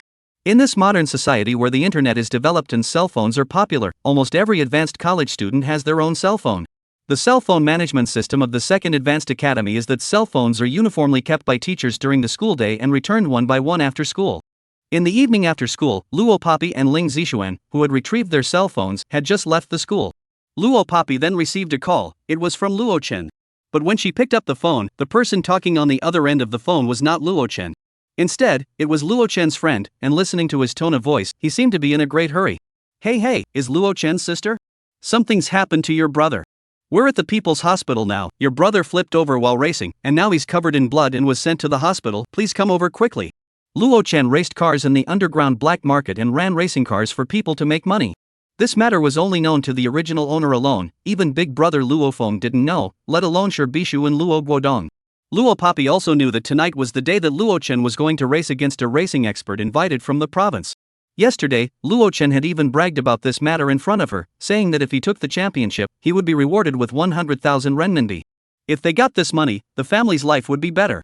As a result, Luo Papi now received a call that something had happened to Luo Chen. I know. Even after receiving the call of her brother's accident, Luo Papi still calmly finished saying this without any change of expression on her face. Then he directly hung up the phone. The phone was on speakerphone, and Ling Zixuan heard it. What happened to your brother? Is the injury serious? I'll drive you over right now. Ling Zixuan was so scared that he rushed into action. As he said that, he led Luo Papi to a Porsche 911 sports car that was parked not far away. Don't look at Ling Zixuan like this, dangling, but in actuality, he was a typical rich second generation. His family's assets amounted to several $100 million. Ling Zixuan had gotten his driver's license long ago. Now has 2 years of driving experience. After such an incident, the midnight snack of course called it quits. Ling Zixuan unlocked the car with the car key and said to Luo Papi, "You quickly get into the passenger seat, I'll take you to the hospital." Said, others are about to drill into the driver's seat. The back collar, at this time, was yanked by someone. Luo Papi grabbed Ling Zixuan out of the car seat like a chicken. You go to the passenger seat, I'll drive. Luo Papi said, and with a flash, the person sat in the driver's seat. I'll go? You'll drive? Do you know how to drive? You. Ling Zixuan was dumbfounded, but before he could finish his sentence, Luo Papi interrupted him in time. Shut up and get in the car. 4 words, simple and rough. Frightened Ling Zixuan really grayed out and rolled onto the passenger seat. But he still didn't believe that Luo Papi could drive. Having been a classmate for so long, what kind of virtue she has, doesn't he still know? Luo Papi, I know you're in a hurry right now, but this isn't the way to go. You'd better come down, change me to. Ling Zixuan's words hadn't even finished. On this side, Luo Papi has pulled down the handbrake, start the engine, slammed on the throttle. The movement skillfully will be the speed of the car in one breath directly pulled up to 220 yards. Then in the roar of Ling Zixuan's panic, this Porsche 911 sports car, like an arrow off the string, suddenly sped out. 023, Underground Racing. In a crowded city, what is the experience of pulling a car to 220 yards? Ling Zixuan felt that his face was almost deformed by the wind. But when he turned his head to look at Luo Papi, he saw that she was racing at a perverted speed, stepping on the gas, turning the steering wheel, moving with agility and ease. Completely without half a bit of panic appearance. This operation. I'm afraid that even people professional racecar driver cannot do it. Ling Zixuan was terrified. Waiting for him to come back to his senses from his surprise, the two of them had already arrived at the main entrance of the People's Hospital. After getting off the bus, Luo Papi entered the hospital and went straight to the emergency room. After inquiring from the nurse in the emergency department, Luo Papi found Luo Chen on the seat in the hospital aisle. At this moment, Luo Chen looked very weak, his clothes were covered in blood, and his head was wrapped in several thick bandages. Obviously the wounds on his body had all been treated. Luo Papi was able to find him in the hospital aisle, not at the entrance of the emergency surgery room. This meant that Luo Chen's injuries weren't very serious. Seeing that Luo Chen was fine, Luo Papi's heart was slightly relieved. Seemingly hearing a ringing, Luo Chen weakly opened his eyes and saw Luo Papi. He softly said, "Sister, you came so quickly?" When he had just been sent to the hospital, Luo Chen had already been unable to even speak and could only ask his friend to help call his sister. Now the state was also much better. "Aha!" Luo Papi responded. Afterward, she landed her gaze on the only teenager standing beside Luo Chen. The teenager was white and clean looking, with decent features, about 17 or 18 years old. He was given a glance by Luo Papi, and as if he realized something, he immediately opened his mouth. "Ah, hello, you're Luo Chen's younger sister, right? My name is Yuan Jihao, I'm your brother's friend, the one who just called you." After saying that, Yuan Jihao added, "The doctor just checked, all the bones in your brother's body aren't broken, saying that your brother's injuries aren't as serious as they seem, don't worry." Speaking here, Yuan Jihao was silent for a while and added, "It's just that the race with Li Ao tonight can't be compared." When he said this, Yuan Jihao's tone still carried a few points of pity. He knew Luo Chen best, from the first time Luo Chen entered the racing circle of the underground black market, he knew it.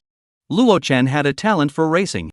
And that racing match tonight was very important to Luo Chen, which determined Luo Chen's position in the underground racing circle of Black Forest City. It was only a pity that. "No, I'm going." At this moment, Luo Chen covered his wounds and suddenly spoke out. The second brother, who had always been more than cheeky from before, had a particularly serious expression at this moment. Luo Papi's eyes lifted slightly, she didn't say anything. "You can't go, your injury." Yuan Jihao looked at Luo Chen worriedly. But he was interrupted by Luo Chen. "It'll be fine if you slow down for a while, didn't the doctor say? It's just a small injury, it doesn't matter." Luo Papi still didn't say anything. Ling Zixuan, who came with Luo Papi, spoke up, "Hey, brother Luo Papi, can you find a buddy to run instead of you?" Usually not much use, but Ling Zixuan in critical moments, but can really give some decent advice. He looked at Luo Papi with a little bit of triumph. Luo Papi still didn't make a sound. Yuan Jihao, however, shook his head, "We can't find anyone." Yes, they couldn't find anyone to run this evening's racing instead of Luo Chen. The underground racing circle in the black market was far from as glamorous as it appeared on the surface. There were a lot of conspiracies and tricks in it. As for Luo Chen, he was at best a newcomer in the racing circle and couldn't find any friends or teams at all. So no one would be willing to run tonight's racing instead of him. Then there's no way. Ling Zixuan could only sigh after hearing this. Just as a few people were at a standstill, with no one speaking and no one having a solution, Luo Papi finally raised her eyes and made a sound. "I'll go." 2 words, crisp and simple. 024, Eastern God of Death. As soon as these words came out, Luo Chen, Yuan Jihao, and Ling Zixuan, the three of them looked at Luo Papi in unison. Their faces changed greatly in shock. Yuan Jihao was even so frightened that he directly screamed in shock. "Sister Luo Chen, that's a racing car. Not a toy car. Are you sure you're not joking?" Yuan Jihao was not to blame for doubting Luo Papi. Yuan Jihao had been Luo Chen's iron buddy for so many years and knew Luo Chen's sister's character. Timid and cowardly, incompetent and inept. Such a little girl who didn't even have the guts to do anything had just proposed that she herself go run a race car for Luo Chen? This? What kind of international joke was this? "Sister Luo Chen, I know you're worried about your brother, but this matter of racing, he can't just say he'll take over." Yuan Jihao was not a bad person, he was very patient as he lectured Luo Papi. "Sister, why don't you reconsider?" After saying that, he also glanced at Luo Chen. "Hey, say something, you can't really let your sister run a race car for you, right? Although in the underground circle, there are many young people who run race cars, but your sister." Before Yuan Jihao finished speaking, Luo Papi directly interrupted him. "I'm not asking for your opinions, just informing." She was just informing them that she would go on behalf of Luo Chen for the racing competition at night, not seeking their opinions. When Luo Papi spoke, she was really decisive and resolute. The three of them were once again stunned at the sound of her voice. Especially Yuan Jihao, he opened his mouth, but in the end, he actually found himself speechless. What's the situation? Wasn't it said that Luo Chen's sister was weak and incompetent? How come when he saw it today, it wasn't like that at all? As for the two of them, Luo Chen and Ling Zixuan, their reactions weren't as excited as Yuan Jihao's. Perhaps it was because the two of them had already experienced Luo Poppy's strength. Let her go. Luo Chen was silent for a moment and suddenly spoke. Let my sister replace me and go to the racing competition tonight. He repeated the affirmation. Afterward, Luo Chen raised his head and looked at Luo Poppy. He, who had always been playful, rarely spoke in such a serious tone. But, sister, brother won't allow any accidents to happen to you. You must protect yourself, even if you become the bottom, it's no big deal, got it? In Luo Chen's heart, his sister's safety trumped everything. What 100,000 renminbi reward, what status in the racing circle, compared to his sister, it was worthless. He only wanted his sister to be well, nothing else mattered. Hearing Luo Chen's words, Luo Poppy only felt a warmth in her heart. She immediately nodded, well, I will. She naturally wouldn't have any accidents. Not only would she not have any accidents, but she would also get the championship back for Luo Chen. Racing was Luo Poppy's biggest amateur hobby in her previous life as a professional assassin. Every time she returned from a mission, she liked to drive her favorite car, the limited edition Lamborghini Veneno supercar, Mercedes-Benz on the racing track, feeling the hot-blooded competition between life and death on the racing track. Because of her hobby of racing, Luo Poppy has also joined the International Summit Racing Club and participated in many international racing competitions. On the racing track, she is not afraid of life and death. Racing can put those so-called former international champion racing driver scared to wet his pants. It is also because Luo Poppy this hand and wild racing technology, people in the international racing circle gave her a resounding global name, Oriental God of Death. Oriental God of Death. 025, she's wild and arrogant. Yuan Jihao had wanted to say something more, but in the end, he said nothing and just shrugged helplessly at Luo Chen. Even Luo Chen, who was his brother, agreed, so of course he couldn't say anything else. Panlong Mountain was located in the outskirts of Heilin City, and in earlier years it was still a wilderness, but a few years ago it was named by the higher-ups to be used to develop a highway, which led to the construction of the road. But because of the dangerous terrain of Panlong Mountain, 2 years ago in the same bend in the road several times in a row of car accidents, the upper part of the road was closed up again. Then, somehow, it was approved and became a racing track. Since then, every day there are a large group of young people who love racing, meet here racing. And this racing competition tonight was run by the organizer. Many spectators also came to the scene. In front of the audience, there were also many central TV screens installed. The organizer had long ago installed cameras at the racing venue, just to present that shocking scene on the racing track in front of the audience later. Also, for the sake of attracting attention, the organizer also invited Mr. Li Ao, who won the racing championship in the province last year, to participate in tonight's race. Mr. Li Ao has been the racing champion of our G province for 3 consecutive years. His strength is there for all to see. Luo Poppy had just arrived at the foot of Panlong Mountain, listening to Yuan Jihao's introduction all the way. And when Yuan Jihao mentioned Mr. Li Ao, he was silent for a moment before continuing. In the entire G province, there aren't many people who dare to challenge Li Ao, and there is only one person in this area of Panlong Mountain, your brother. Your brother used to run racing cars for rich people, counting the money according to the number of races, more than 1,000, less than a few hundred. Tonight is the first time to sign up for this kind of racing competition. Originally, according to the rules, if your brother wins against Li Ao, he will receive a reward of 100,000 renminbi prepared by the organizers. Remembering Luo Chen's advice before coming over, Yuan Jihao told Luo Poppy again. Don't be psychologically burdened, just run for a while at random. Anyway, even if you lose, after challenging Li Ao today, your brother's position in the racing circle is secure. Actually, Yuan Jihao felt that Luo Poppy was bound to lose. But he wouldn't be stupid enough to say this outright. Aha! It took a long time before Luo Poppy's soft response was exchanged. Time is almost up. Glancing at his watch, Yuan Jihao pointed to a carport in front of him. Let's go report first. The carport was semi-closed, where only the upcoming racers and staff could enter. Luo Poppy and the others had just walked into the carport when a dozen people walked up to them. Walking in the forefront is a bald man, beer belly, short and fat, also long face, greasy look. Next to the bald man is a height of 1.89 m stout man, look at the figure of 5 big 3 thick, dark skin, walking like to use nostrils to see people. Arrogant. Brother Dong. Yuan Jihao saw the bald man and greeted him. It was obvious that they knew each other. Before coming, Yuan Jihao had already introduced Luo Poppy. So Luo Poppy quickly knew that this bald man, who was called Brother Dong, was the chief person in charge of the organizers tonight. As for the burly man standing next to Brother Dong, he was the racer who had won 3 consecutive racing championships in G province, Li Ao. He was also the one who raced with Luo Poppy today. On the side, Dong looked around and didn't find Luo Chen, so he asked, "Where's that guy Luo Chen? It's almost time for the race, where did he go?" Dong clearly didn't know about Luo Chen's overturned car and now he was in the hospital. Something happened, he couldn't come. Yuan Jihao rubbed his nose and said, pointing his finger towards Luo Poppy. "She's Luo Chen's younger sister, named Luo Poppy, and will replace her brother and compete with Mr. Li Ao tonight." These words came out. All the people standing around froze. Dong, who was the chief leader, didn't react for a moment, and he didn't have time to open his mouth. Li Ao then shouted first. "What? You guys are asking me to compete with her? What a big joke. She's a little girl, racing against me?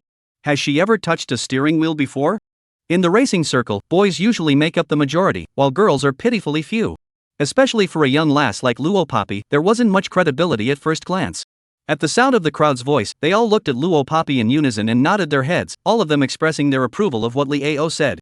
As for Li Ao himself, he is obviously used to living in a high position, not even give others the opportunity to speak. Just look at Luo Poppy, pretending to be coerced by words.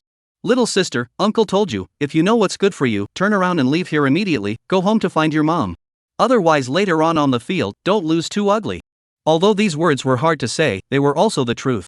A teenage little girl actually dared to play racing with Mr. Li Ao? This little girl was afraid that she wasn't living in a dream. Everyone thought that Luo Poppy, being lectured by Mr. Li Ao like this, should have turned around and ran away with her nose in tears at this moment. If not, she should have choked a few times, and then give up the race right away. However, what people never expected was, Luo Poppy did not do what they expected. On the contrary, she even met Li Ao's eyes, hooked out an arc, and opened her mouth in an extremely arrogant tone, with clear words. "This sentence, I am now sending it back to you in the same way. If you don't roll now, you will lose very ugly later. 026, who will play who to death, it's not certain yet. Mad. Too crazy." This young girl, who looked at her age as only a teenager, was simply arrogant beyond words. Dong, Yuan Jihao, Li Ao, and the dozen or so staff members were all stunned speechless by what Luo Poppy said. Only Ling Zixuan, who hadn't made a sound, symbolically scratched his head. He had personally experienced Luo Poppy's car skills not too long ago. That hand of wild car racing technology. Not to mention a professional racer, I'm afraid this could go to an international competition. So Luo Poppy versus Li Ao, who loses and who wins, it's really hard to say. Gulp, gulp. Ling Zixuan had just heard 2 hard swallows from his throat, when one after another questioning sound rang out beside his ears. "Little girl, do you know who you're talking to? Who are you, Mr. Li Ao? How dare you say that you have won over Mr. Li Ao? It's ridiculous, this is too much of an insouciance. Youthful arrogance, I've seen a lot of self-righteous youngsters like you, soon you'll be hung by Mr. Li Ao." A dozen or so staff members scrambled to speak out. In their words, they carried a strong color of contempt for Luo Poppy. One must know how many years the other Mr. Li Ao has been in the racing circle. From the time he entered the racing circle in his 20s, it has been more than 20 years now. He, however, was one of the top old-timers in the racing circle. And what about this cocky little girl, Poppy? She wasn't even born when Mr. Li Ao was making a name for himself in the racing world. A little girl who has only been playing racing for how long and has no fame at all in the racing circle, how dare she clamor like this? Put. Ha! Don't laugh your ass off, okay? As if Shun followed the words of the staff, Li Ao's face turned red because of his rage. He pointed his hand fiercely at Luo Poppy, his tone very vicious. "Little friend, wait, dare to talk to me like that, you're finished." Hearing this, Luo Poppy was not in a hurry, just gently hooked her lips and smiled. "Oh? Then I'll see." With a loud humph, Li Ao turned around, his tall figure walked away without looking back. In his heart, he was calculating how to deal with Luo Poppy. Damn! This little brat actually dares to be so wild in front of himself. Very well, it had been a long time since someone so rampant had appeared. He would definitely let her know today that after messing with him, she would be here, burying her racing career for the rest of her life. Mr. Li Ao? Seeing Li Ao walking away, Dong hurriedly chased after him with a dozen staff behind him. Before leaving, Dong also gave Luo Poppy a look of regret. It wasn't until they all walked away that Yuan Jihao dared to speak to Luo Poppy like this. "Are you crazy?" Without giving Luo Poppy a chance to speak, he continued. "You actually dare to provoke Li Ao? Do you even know what Li Ao is? He is a member of the provincial racing team, Thunder Racing Team. His background is very hard, even the national level racers have to give him some face in front of him. You are a newcomer who just entered the racing circle, how dare you provoke him?" Such serious words, but what he got in return was Luo Poppy's careless reply. "Oh, so what? Yes, Luo Poppy never put Li Ao in her eyes from the beginning. However, he was only a racing champion of G province. If he was put in the previous life, Luo Poppy would not even give him a glance. Not to mention agreeing to this racing competition. So what? However, these 4 words, in Yuan Jihao's ears, were no different from seeking death. Once again, his eyes widened. Do you really not know, or are you pretending not to know? If you mess with Liao, you won't even know when he's going to play you to death. Play her to death? That's really interesting. It's not certain who will play dead. Luo Papi heard this and smiled once again. That smile was cold and chilly. Seeing Luo Papi as this reaction, Yuan Jihao opened his mouth, finally shook his head, sighed, and held his words in his stomach. In the end, it was not his own sister, and he had said all he could say. He can only secretly hope that Liao, this big shot, is not such a vindictive person. Otherwise Luo Papi could be finished off. 027, Racing Competition, the official start. Racing is a new generation of young people's hobby. It not only sounds cool, but also can become the capital to show off. Therefore, it is loved by many young people. Some boys who like to show off in front of the girls naturally won't let go of such an opportunity. Therefore, among the people who came to watch the game today, those boys who were young and in their teens and 20s accounted for the vast majority. Of course, they also didn't want to let go of such an opportunity to show off in front of the girls. So among the people who came, there were many combinations of several boys with several girls. Such a great opportunity, as the second Advanced Academy school bully, Duan Muchen of course wouldn't let go of it either. Just like most adolescents, Duan Muchen's side of the combination was also a few boys with a few girls. The purpose was of course to use the so-called knowledge they had learned to put on a good face in front of the girls during the racing competition later on. Chen, what are you looking at? Kong Mengdai saw that Duan Muchen's eyes kept looking ahead. She took his hand and asked softly. Kong Mengdai had been with Duan Muchen ever since he took the love letter that the original owner had written to him and broadcasted in the radio room. So it wasn't strange for the two to be holding hands. I think I saw Luo Papi.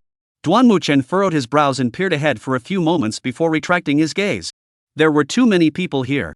Duan Muchen didn't see clearly, but only vaguely felt that the back of a girl walking past in front of him looked a bit like Luo Papi. It was so hard to get rid of Luo Papi, but in the end, he heard the 2 words he didn't want to hear from Duan Muchen.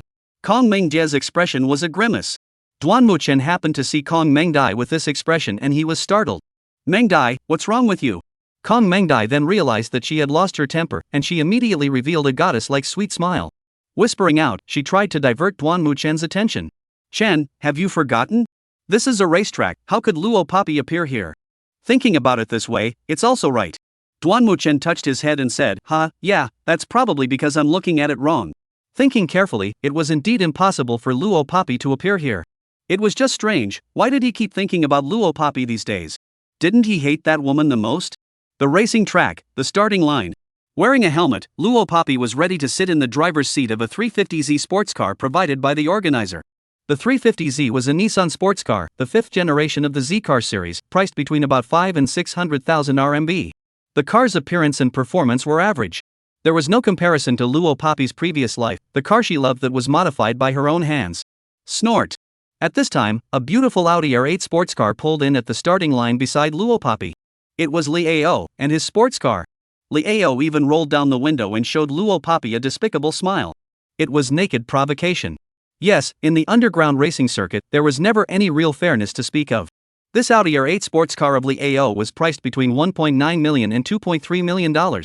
Whether it was the appearance or performance of the car, it was far above the one driven by Luo Papi.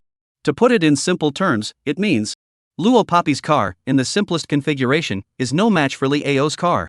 Maybe 2 people at the same time step on the gas pedal. Liao's rushed out 10 meters, Luo Papi's just started, even rushed out 2 meters are difficult.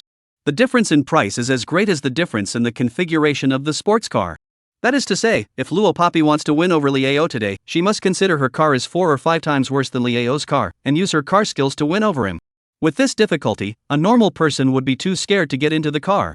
But look at Luo Papi, she is calm and composed, seems not to be moved at all. Liao saw this, a sound. He thought to himself, who is she pretending not to be afraid of? If she can really beat herself in this kind of situation today, then I'm afraid that her driving skills can catch up to the level of a national level racer. Of course, that was impossible. Boom boom boom. Just then, the spotlights around them lit up.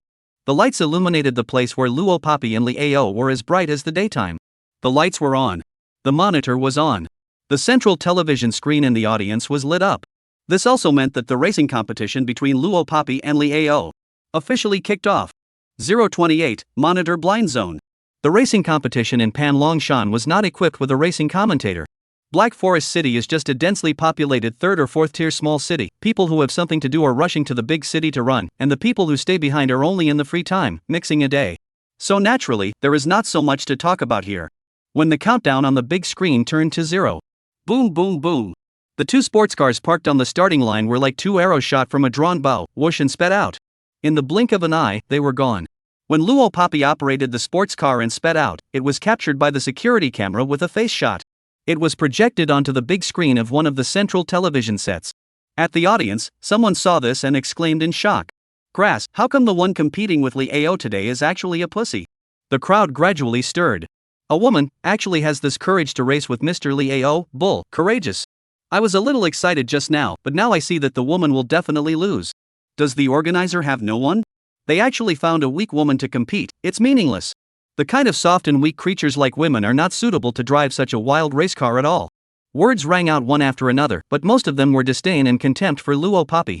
After all, on this racetrack where men predominate, often female racers are not favored. Luo Papi, naturally, was no exception. This time in a certain corner.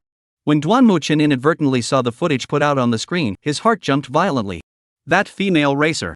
Her eyes looked like Luo Papi. The latter sentence, Duan Muchen didn't shout out. During a racer's entire face would be hidden in a helmet, revealing only a pair of eyes. So Duan Muchen could only see one pair of eyes. Hearing Duan Muchen's exclamation of surprise, the few young boys and girls who came with Duan Muchen all looked at him in unison and asked, "What's wrong?" Only then did Duan Muchen realize that he had lost his temper. He coughed lightly and shook his head again. Nothing. It must be that he recognized the wrong person. Luo Papi. It's not like she knows how to drive, let alone race a car with someone with Mr. Li Ao's kind of achievement. This kind of thing, it's simply impossible. That's not scientific. It seems that he's been paying too much attention to Luo Papi lately, causing his spirit to be a bit perverse. So much so that when he looks at any woman, he thinks the other is Luo Papi. This time, the location of the race was set at the highway of Panlong Mountain. The highway of Panlong Mountain was treacherous and the road was rugged and winding. When racing, the slightest carelessness would risk falling off the cliff and leaving a corpse. Li Ao took the advantage of the sports car from the moment the countdown ended and left Luo Papi behind fiercely. Everything was exactly as he expected. That little girl called Luo Papi now doesn't even know where he has been dumped to. All the way down the road, he didn't even see her anymore. And he only had to pass 2 more corners before he reached the finish line. If it wasn't for the fact that he was still in the middle of the race, Li Ao would even want to throw his head back and laugh a few times. A mere woman, how dare she clamor with herself? This is the end. Another corner was turned. Li Ao, now, entered the last surveillance blind spot in the area of Panlong Mountain. Because Panlong Mountain is a winding highway, there are many track venues that the surveillance cameras can't capture. Li Ao was now within this kind of area. As long as he passed this place, he would win. The corner of Li Ao's mouth gradually hung an upward smile. However, just at this time, boom boom boom. Behind him, a shocking boom suddenly came from the sky. Immediately after, Li Ao steeply saw from the rearview mirror that the 350Z sports car, which had disappeared all the way, just suddenly, appeared behind him. 029, farewell forever. Dirty. Li Ao couldn't help but swear in English. That little girl. She actually caught up. It doesn't matter. What is important is that Thai car whose configuration was far less than his Audi R8, under Luo Papi's operation, it was the whole time was using lightning drift like a horrible speed forward. Luo Papi, she actually directly gave up the speed of the sports car itself, relying entirely on car skills to move forward. In just 5 seconds, the 350Z sports car that had just appeared in his rearview mirror was already nipping at his Audi R8's heels. What's wrong with this little girl? How could she possess such terrifying car skills? The person who can make this kind of car skill, even the national level racing driver, cannot do. That has to be world-class racing driver's level. Li Ao was trembling with fear at this thought. He grasped the steering wheel tightly in fear, and many thoughts flashed through his head in a row. No, how is this possible? A teenage little girl. How could she have the skill level of a world-class racer? This is not scientific. Li Ao exclaimed. If this continued, he would definitely lose. No, he absolutely could not let that little girl succeed. He was Li Ao, the Li Ao who had won 3 consecutive racing championships in G Province. How can he lose to a little girl like this? Li Ao didn't know that Luo Papi only used one hand to turn the steering wheel. She only used one hand to drive and forced him to retreat. The difference in strength can be seen. At this moment, both of their cars have entered the blind spot of the surveillance. This also means that if either of the two of them did something here, no one would even know about it. Li Ao sneered coldly, just as Luo Papi's 350Z was about to overtake his Audi R8. He suddenly hit the emergency brake uncharacteristically. Then let him give this naive little sister the last lesson in her life. Racing is not something you can win just by your skills. The underground racing scene is not as simple as it seems. How many racers have died on the way to racing, or crashed into a hill, or fell off a cliff? And how many of them really died from mistakes? Obviously, at times like this, it's all about who's more ruthless. Snort. The sharp sound of brakes, as if it could pierce one's eardrums, rang out abruptly. Luo Poppy narrowed her eyes and instantly realized Li Ao's intention. Nah, it seems like the good show has just begun. Luo Poppy raised an eyebrow and hooked out a smile if nothing else. Li Ao wanted to kill her. Go to hell. Sure enough, after the emergency braking, Li Ao began to reverse his car backward with wind-like speed. He tried to use his body to directly hit Luo Poppy's 350Z. From the rear, he crashed Luo Poppy, who couldn't brake in time, off the cliff. Li Ao laughed hideously and maniacally, and in his heart, he had already brainstormed countless times about Luo Poppy's panic and fear when she was knocked off the cliff. He, after all, still too young. However, right at this critical juncture, a scene that Li Ao had never dreamed of happened. He thought that the simple girl who just entered the racing circle and didn't understand the dark way of underground racing at all. Luo Poppy immediately recognized his scheme. She directly stepped on the gas. One step faster than him, with the body of the car ruthlessly rammed into the rear of his car. In one breath, she knocked him, along with his car, out of the fence and off the cliff. Making this kind of murderous move thing, compared to him, Luo Poppy seems to be more comfortable. From the calm as if a professional killer who truly survived the rain of gunfire. No. When realizing this, Li Ao shook his head and shouted. A kind of oppression called death completely swept over his whole body. But everything, it was already too late. That little girl. That young girl called Luo Poppy. She is not human at all. Death. Running on the racetrack, she was simply a true life-threatening god of death. Li Ao stared at the last glance of his life, in extreme fear, through the rearview mirror, the last time he saw but an innocent young girl's face. He saw that Luo Poppy had taken off her helmet and was using the most harmless smile to wordlessly say to him the three most terrifying words in the world. Farewell forever. 0:30, the whole field was hit in the face. Saw Li Ao, as well as his car together, fell off the cliff. Only then did Luo Poppy put on his helmet again, started the engine, stepped on the gas, and slowly drove in the direction of the end. Audience. As the two sports cars drove one after the other into the blind spot of the surveillance on the last stretch of road, the screens of several central television sets went black. People knew that this race had reached the final crunch. The next scene should be the final battle between the two sports cars in front of the spectators towards the finish line. But now everyone knows. Just now when the two sports cars were entering the blind spot of the surveillance on the last stretch of road, Mr. Li Ao left that woman far behind. There was no longer any possibility for that woman to win this race at all. I came over to watch the race because I heard there was a race for Mr. Li Ao today. As a result, I didn't expect today's race to be interesting at all. One of the men sitting in the audience said impatiently. Immediately, someone followed the accent. That's right, what's wrong with the organizers actually letting a woman compete? Hey, it's been a long time since I've seen this kind of boring racing competition. The young people who come here to watch the races all seek a sense of nervous excitement. What they want to see is a thrilling race where you're chasing each other. Not something like what they're seeing now. Let's go, let's not watch. This kind of meaningless race, might as well go home and watch a soccer game. One after another, the spectators got up and prepared to leave the field. Watching more and more people prepare to leave, Yuan Jihao could only silently and helplessly shake his head in his heart. Yet there was nothing that could be done. At this moment, he and Ling Zixuan were standing near the finish line. The two of them were standing together with Dong's group of people. Don't say, the audience is bored, and I'm getting sleepy from watching it too. One of the staff members who had ruthlessly despised Luo Poppy earlier yawned and spoke out. It's chanting, but other people's little sister, being able to drive a car for a few runs, it's already very impressive, okay? Zhang Liang, you don't want to set the bar too high with this request either. After all, people are still just little kids, huh? Another staff member spoke back. It sounded like he was speaking to Luo Poppy, but in actuality, every word and sentence was filled with scornful laughter. The staff member named Zhang Liang listened and laughed even more wildly. Yes, that little sister is powerful, can't compare, The dozen or so staff members laughed into a ball, constantly mocking Luo Poppy's insouciance. Although Yuan Jihao felt that Luo Poppy was bound to lose. But when he heard these people taunting Luo Poppy with such a tone of voice, he was still a bit upset in his heart. However, it was powerless to fight back because it seemed like it was all true. You guys see, Mr. Li Ao's car is here. At this moment, Zhang Liang, who was laughing and couldn't catch his breath, suddenly pointed to the distance and shouted. At the sound, the crowd looked over in unison. They saw a speeding sports car in the distance, rushing into the crowd's field of vision.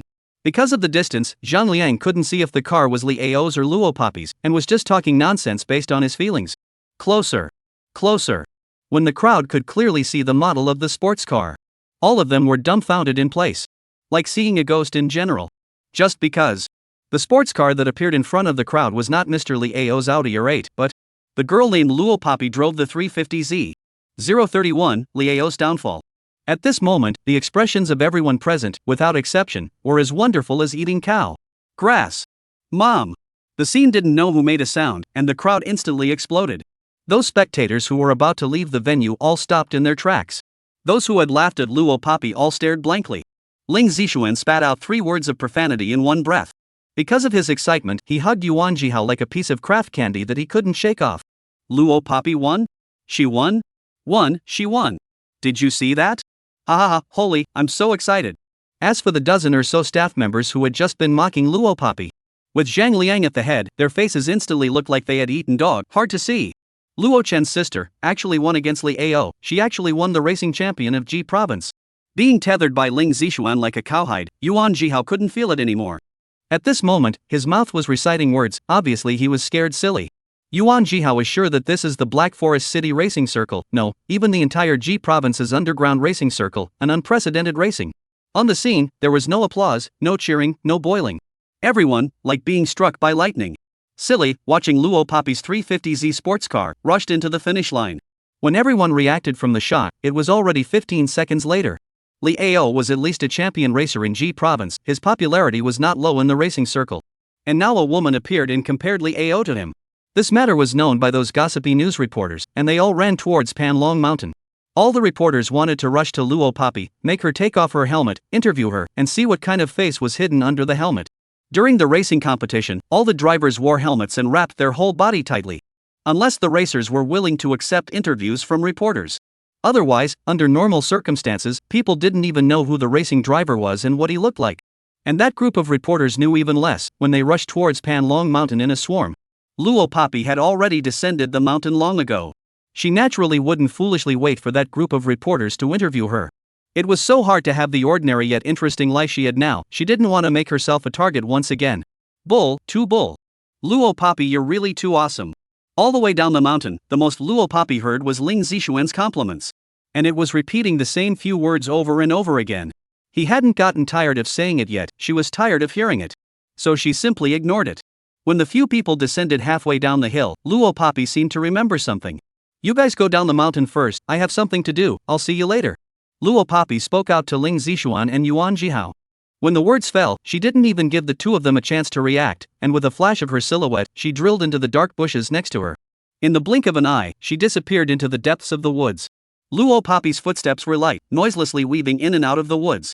If there were people around at the moment, through the bright moonlight, they would be able to catch a flash of a figure darting past. In the blink of an eye, it disappeared. I don't know how long he ran. Luo Poppy came to the foot of the mountain, a steep slope on the high side.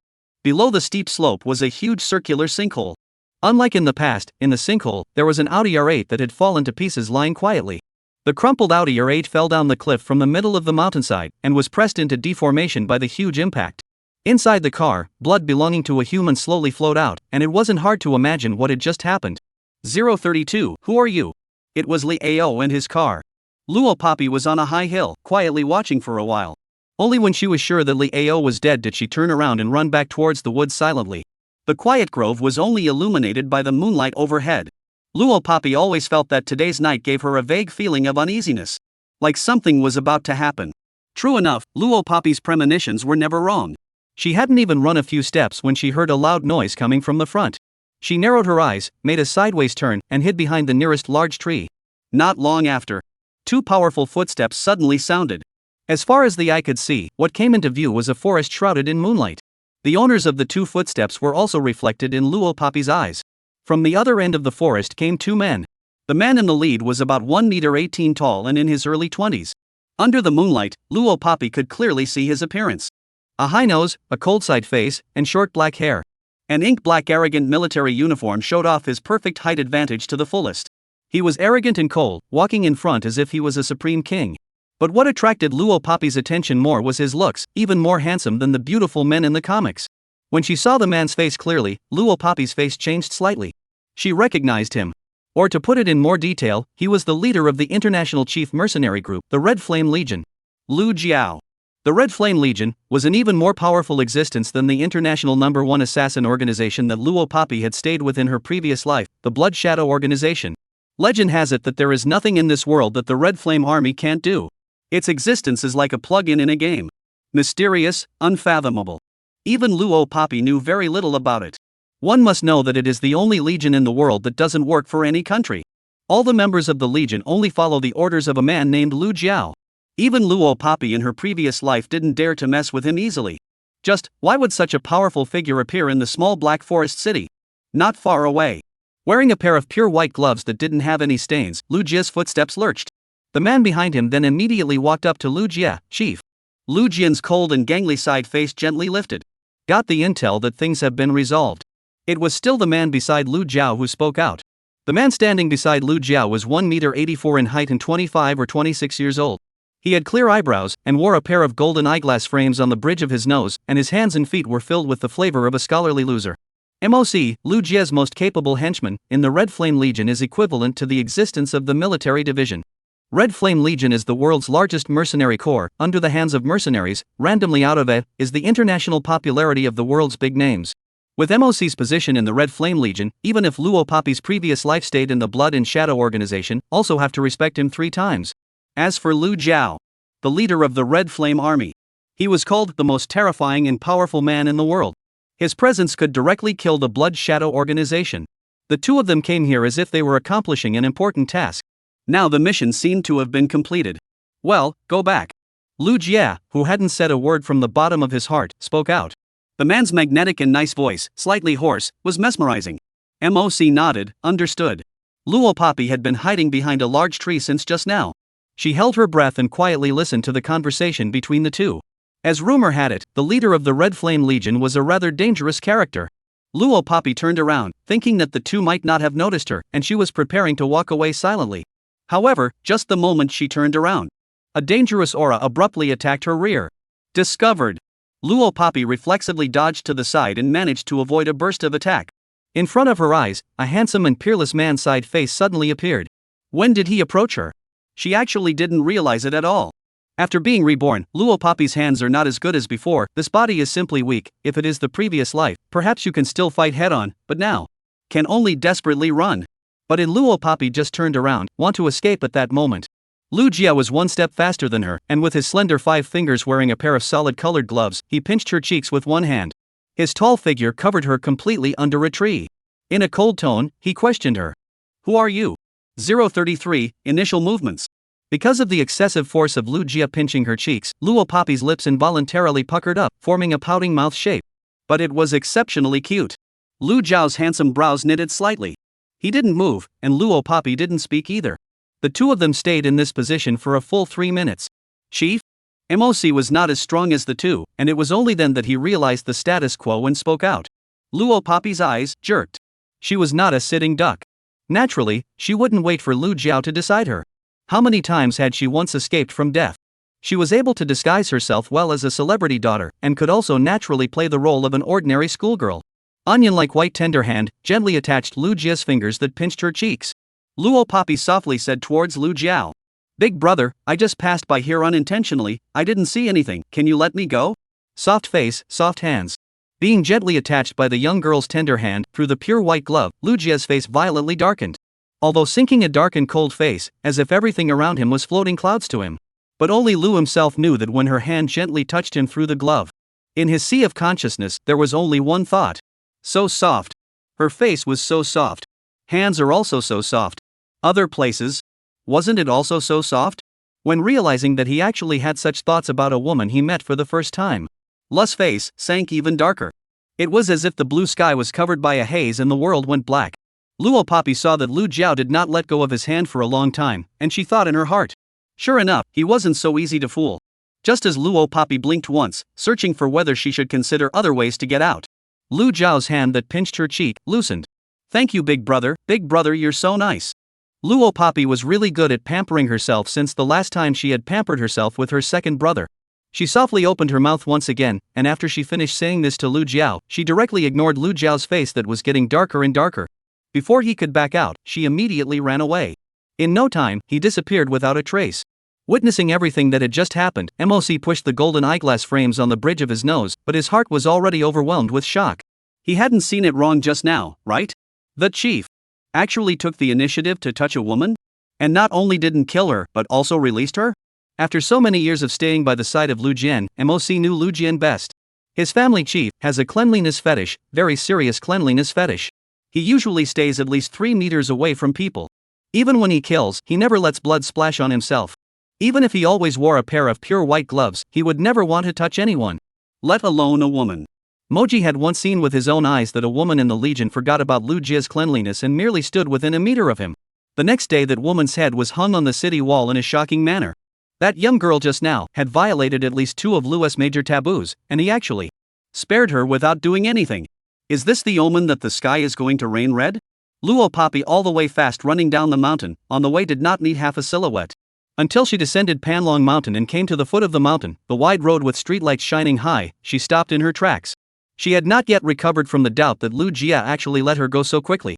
To others, perhaps the way she behaved just now was really just an innocent and harmless young girl, but to Lu, he must have seen that she was just pretending when she called him big brother.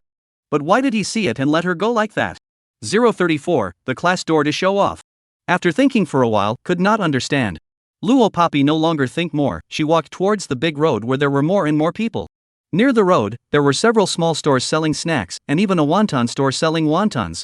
Because Panlong Mountain has a large group of youngsters meeting every day to race and drag race here. So there is also a lot of foot traffic in the neighborhood. Where there were a lot of people, there were of course various vendors selling snacks. Sister, Jihao just called me, they're waiting for you at the western highway entrance of Panlong Mountain, you go over right now and they'll send you home. Brother is waiting for you in front of the house now, we'll enter the house together later. Luo Chen gave Luo Poppy a call. Aha! Luo Poppy replied softly. After instructing, Luo Chen hung up the phone. Luo Poppy then headed towards the western highway entrance that second brother had mentioned, preparing to meet up with Yuan Jihao and the others. Duanmu Chen stuck his hands into his pants pockets, and the person was in front of a spicy hot pot store. He was accompanying his girlfriend, Kong Meng Dai, to buy spicy hot pot. She had just bought it and was now coming out of the store. His face was still filled with an uncomfortable look. In his heart, he was thinking about Luo Poppy. Which knows, just out of the entrance of the spicy hot pot store, a beautiful side face flashed past his eyes. Immediately after, a young girl with a tall figure appeared in front of him. Upon seeing the young girl, those 2 words that were on his mind were shouted out directly from Duanmu Chen's mouth just like that. Luo Poppy. Kong Meng Dai stood with a few friends who were watching the racing together today. A group of people, both male and female. At this moment, she suddenly heard Luo Poppy's name and was so frightened that she immediately turned her head. Then she saw Luo Poppy walking past from the front. She even heard her boyfriend, Duanmu Chen, happily chatting with Luo Poppy. Luo Poppy, why are you here? Did you also come to watch the racing tonight? Luo Poppy's footsteps lurched, and with a slight sideways glance, she saw Duanmu Chen and Kong Mingjia's group. Looking at where they were standing, they seemed to have just come out of the spicy hot pot store. But she didn't intend to pay any attention to Duanmu Chen's group of people. Just before she could leave, Kong Meng Dai suddenly scurried out and stopped in front of her, saying loudly, "Yeah, Luo Poppy, you're here too? How come you didn't say anything? We are at least classmates in the same school, you even chased after Chen. Forcing a relationship." The few people who came over to watch the match with Kong Meng Dai and Duanmu Chen today were all not students of the Second Advanced Academy. Naturally, they didn't know about the things that had happened between the original owner and Duanmu Chen. Kong Meng Dai suddenly said this to let them know. Luo Poppy, this shameless woman, had chased after Duanmu Chen before. But what happened in the end? Duanmu Chen was still not with her, Kong Meng Dai. Sure enough, these few people all threw strange looks at Luo Poppy when they heard Kong Mengjia's words. Like they were looking at a captive of a defeated country. Of course, this is also thanks to you, letting me know that garbage should be with garbage cans. In the face of Kong Mengjia's provocation, Luo Poppy was unfazed and decisively counterattacked. These words were simply calling Kong Meng Dai a trash can in disguise. Calling Duanmu Chen trash. The 2 of them together, trash and trash can, a natural match. When Kong Meng Dai heard this, she only felt angry. Duanmu Chen, who was on the side, only felt his heart ache fiercely. When he heard Luo Poppy compare herself to garbage, he even wanted to loudly question Luo Poppy with a question. Luo Poppy, why are you saying this?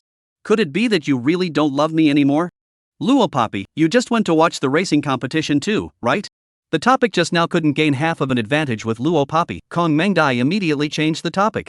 Thinking of the amazing racing race that she just saw at the top of Pan Long Mountain.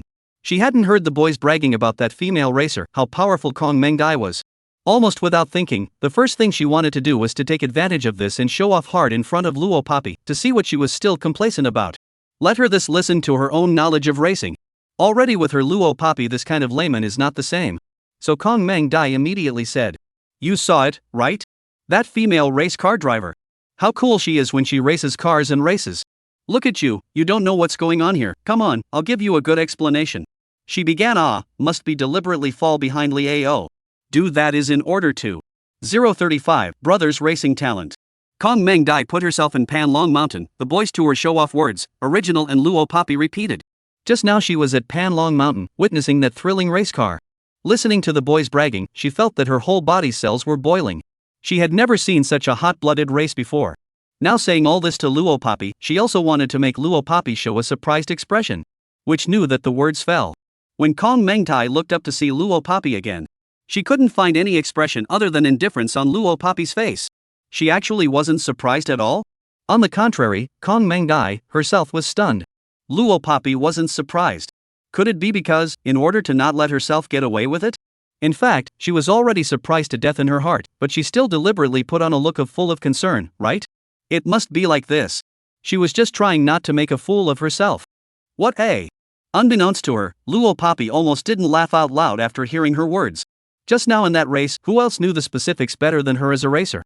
This kind of boring, childish words, only a foolish person like Kong Meng Dai would dare to say in front of her. Ha! Luo Papi first laughed coldly. She then gently brushed up a trace of her hair, her bright face delicate and beautiful.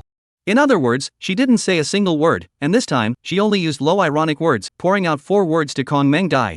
Thanks for the compliment. What? Many thanks. Compliments? Kong Meng Dai froze. Even Duanmuchen, as well as the few friends beside them, all wore uncertain expressions. Kong Meng Dai had just bragged and praised the female racer in front of Luo Papi. But Luo Papi said the words, thank you for your compliment. Could it be that?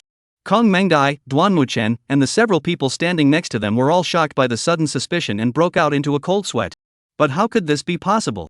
While the few people were dumbfounded, Luo Papi didn't even say hello and just walked away. Luo Papi had since completely ignored Duanmuchen and Kong Meng Dai's several people. Pretending to be mysterious. That woman said that on purpose, didn't she? A girl reacted at this time and spat at Luo Papi's distant direction. Only then did the crowd return to their senses. Yes, that girl called Luo Papi just now, how old was she? How could it be that female racer? Silly, they were still really silly to think that. The girl who spoke out seemed to want to curry favor with Kong Meng Dai, so she said to her. Meng Dai, do you think so? Kong Meng Dai had been put on the spot by Luo Papi again, and now she even had the heart to want to tear Luo Papi apart with her hands. But she, who had the image of a gentle goddess, could only softly nod her head towards the girl. Aha! Luo Papi, this is what you forced me to do. Don't blame me for ruining you. On the other side, Luo Papi had already met up with Ling Zixuan and Yuan Jihao. Ling Zixuan and Yuan Jihao sent Luo Papi home and talked about tonight's match. After sending Luo Papi home and meeting up with Luo Chen, they also praised Luo Papi in front of Luo Chen. Luo Chen was so excited that he shouted. Good. Great. It's really too surprising. You, deserve to be my Luo Chen's sister, have inherited my brother's racing talent. Luo Papi didn't say anything and just gave Luo Chen a cold look. The people have been delivered, so the two of us will go back first. Seeing his good brother so happy, Yuan Jihao was also pleasured from the bottom of his heart. But it was already late today, so he patted Ling Zixuan's shoulder and uttered his farewell. Alright, you guys go back to the car and drive slowly. Okay, see you tomorrow then. Ling Zixuan and Yuan Jihao left before Luo Papi and Luo Chen walked into the house. 036, Freshman's Military Training. Luo Chen was injured today when he rolled over the car and had quite a few bandages on his body, the most obvious of which was this one on his forehead. But this matter of him being injured is something that absolutely can't be known to family members other than Luo Papi. Fearing that his family would be worried was one thing. But the more important point was, sister, you mustn't let mom and dad know that I'm injured, and you mustn't let big brother know either. If big brother knows, he will definitely tell mom and dad. At that time, they will definitely never let me run a race car again. Before entering the house, Luo Chen said to Luo Papi in a serious tone. Okay, I won't say anything. Facing her second brother's plea, Luo Papi nodded her head. She naturally wouldn't say it. This was because she understood, better than anyone else, how much Luo Chen liked racing. Perhaps Luo Chen had entered the underground racing circle at the beginning, simply thinking that it was quick money to run a race car for someone. But up until now, Luo Chen's feelings towards racing had been far from wanting to use it as a tool to make money. He loved racing and wanted to become a professional racer in the future. Dreams were something that every adolescent had possessed at one time or another. Even Luo Poppy, in her previous life, had had her own dreams. And the only dream she had in her previous life was to become an ordinary person. She wished that she could grow up happily like an ordinary person in a world without killing. Now that her dream had come true, it was a feeling that couldn't be described in words. So she wouldn't stop Luo Chen, who was pursuing his dream. Luo Chen flipped the hat attached to his clothes upwards and used it to cover the bandages on his forehead as he entered the house with Luo Poppy. Bishu and Luo Guodong were sitting on the bench in the living room, and the two of them were discussing something at length. Suddenly seeing Luo Poppy and Luo Chen enter the house, the two of them hurriedly stopped their conversation. Obviously, they didn't want Luo Popo and Luo Chen to hear the conversation. Bishu hurriedly got up. Poppy Chen is back? It's already late, you guys hurry up and go upstairs to sleep, you still have to go to school tomorrow to study. Luo Chen covered his head with his hat and rushed upstairs without saying anything. Luo Poppy, on the other hand, faintly glanced at Bishu and Luo Guodong, nodded, and also went upstairs. Her hearing was very good, and she had just heard Bishu and Luo Guodong's conversation outside the door. She also clearly caught some words such as poppy, change, doctor, and a split personality that appeared in their conversation. Words. But Luo Poppy pretended not to hear anything. The next day, early morning. The morning sun was not like midday, warm and soft. Luo Poppy followed her usual routine of jogging around Black Forest City before going home and grabbing her book bag to prepare for school. Poppy, bring the eggs with you, eat them on the way. Just as she stepped out of the house, Bishu came running out and shoved a big, white egg into her hand. When she arrived at school, the morning reading had already started. Today's morning reading was language, and the students all flipped open their language textbooks and read the ancient poems aloud. Luo Poppy had just sat in her seat when the class teacher, Mr. Wan, walked in from outside the classroom. Teacher Wan teaches math, and math usually doesn't need to be read in the morning, so Teacher Wan rarely has time to show up at morning reading. According to the previous practice, Mr. Wan must have something to say when he came so early. Sure enough, walking to the podium, Mr. Wan clapped his hands, signaling everyone, "Stop, everyone stop, listen to the teacher finish his words before continuing to read aloud." The students instantly quieted down. Luo Poppy saw that Teacher Wan pushed the brownish-red eyeglass frames on the bridge of her nose, and spoke out with a flourish. "The school's arrangements have come down, and none of our first graders have participated in military training. So next week, all first graders in the school will uniformly participate in military training. Teacher here has a form to fill out, later the math class representative to take to distribute. There are special physical conditions cannot participate in military training. Students must write the situation truthfully on the form. The form should be brought to parents for signature when you go home this week." 037, English Conversation 1. The first-year students of the second senior college haven't had any military training yet. Because the military training was not at the school and there happened to be construction there some time ago, it had been delayed until now. Military training is a group activity that every student who enrolls in a senior college must participate in. Teacher Wan had just finished mentioning this matter, and some of the students who hadn't experienced military training before, all happily shouted out. It was as if the teacher had just announced that they were going on a spring trip tomorrow. Oh. Yeah. Finally. Great, next week, there's no need to be in school for a whole week. That's great. I'm willing to do military training for 30 days as long as I don't have to go to class. Luo Poppy listened to the pleasant cries of a nearby circle of students, her eyes twitched and she didn't make a sound. All right, everyone be quiet, be quiet. Mr. Wan clapped his hands and the students immediately quieted down. All stop talking, the math class representative will come and take the forms and hand them out after morning reading. The language teacher will be here later, all start the morning reading. They were just dealing with the teacher. As soon as the class teacher left, all the students stopped reading aloud and talked excitedly with their nearby classmates.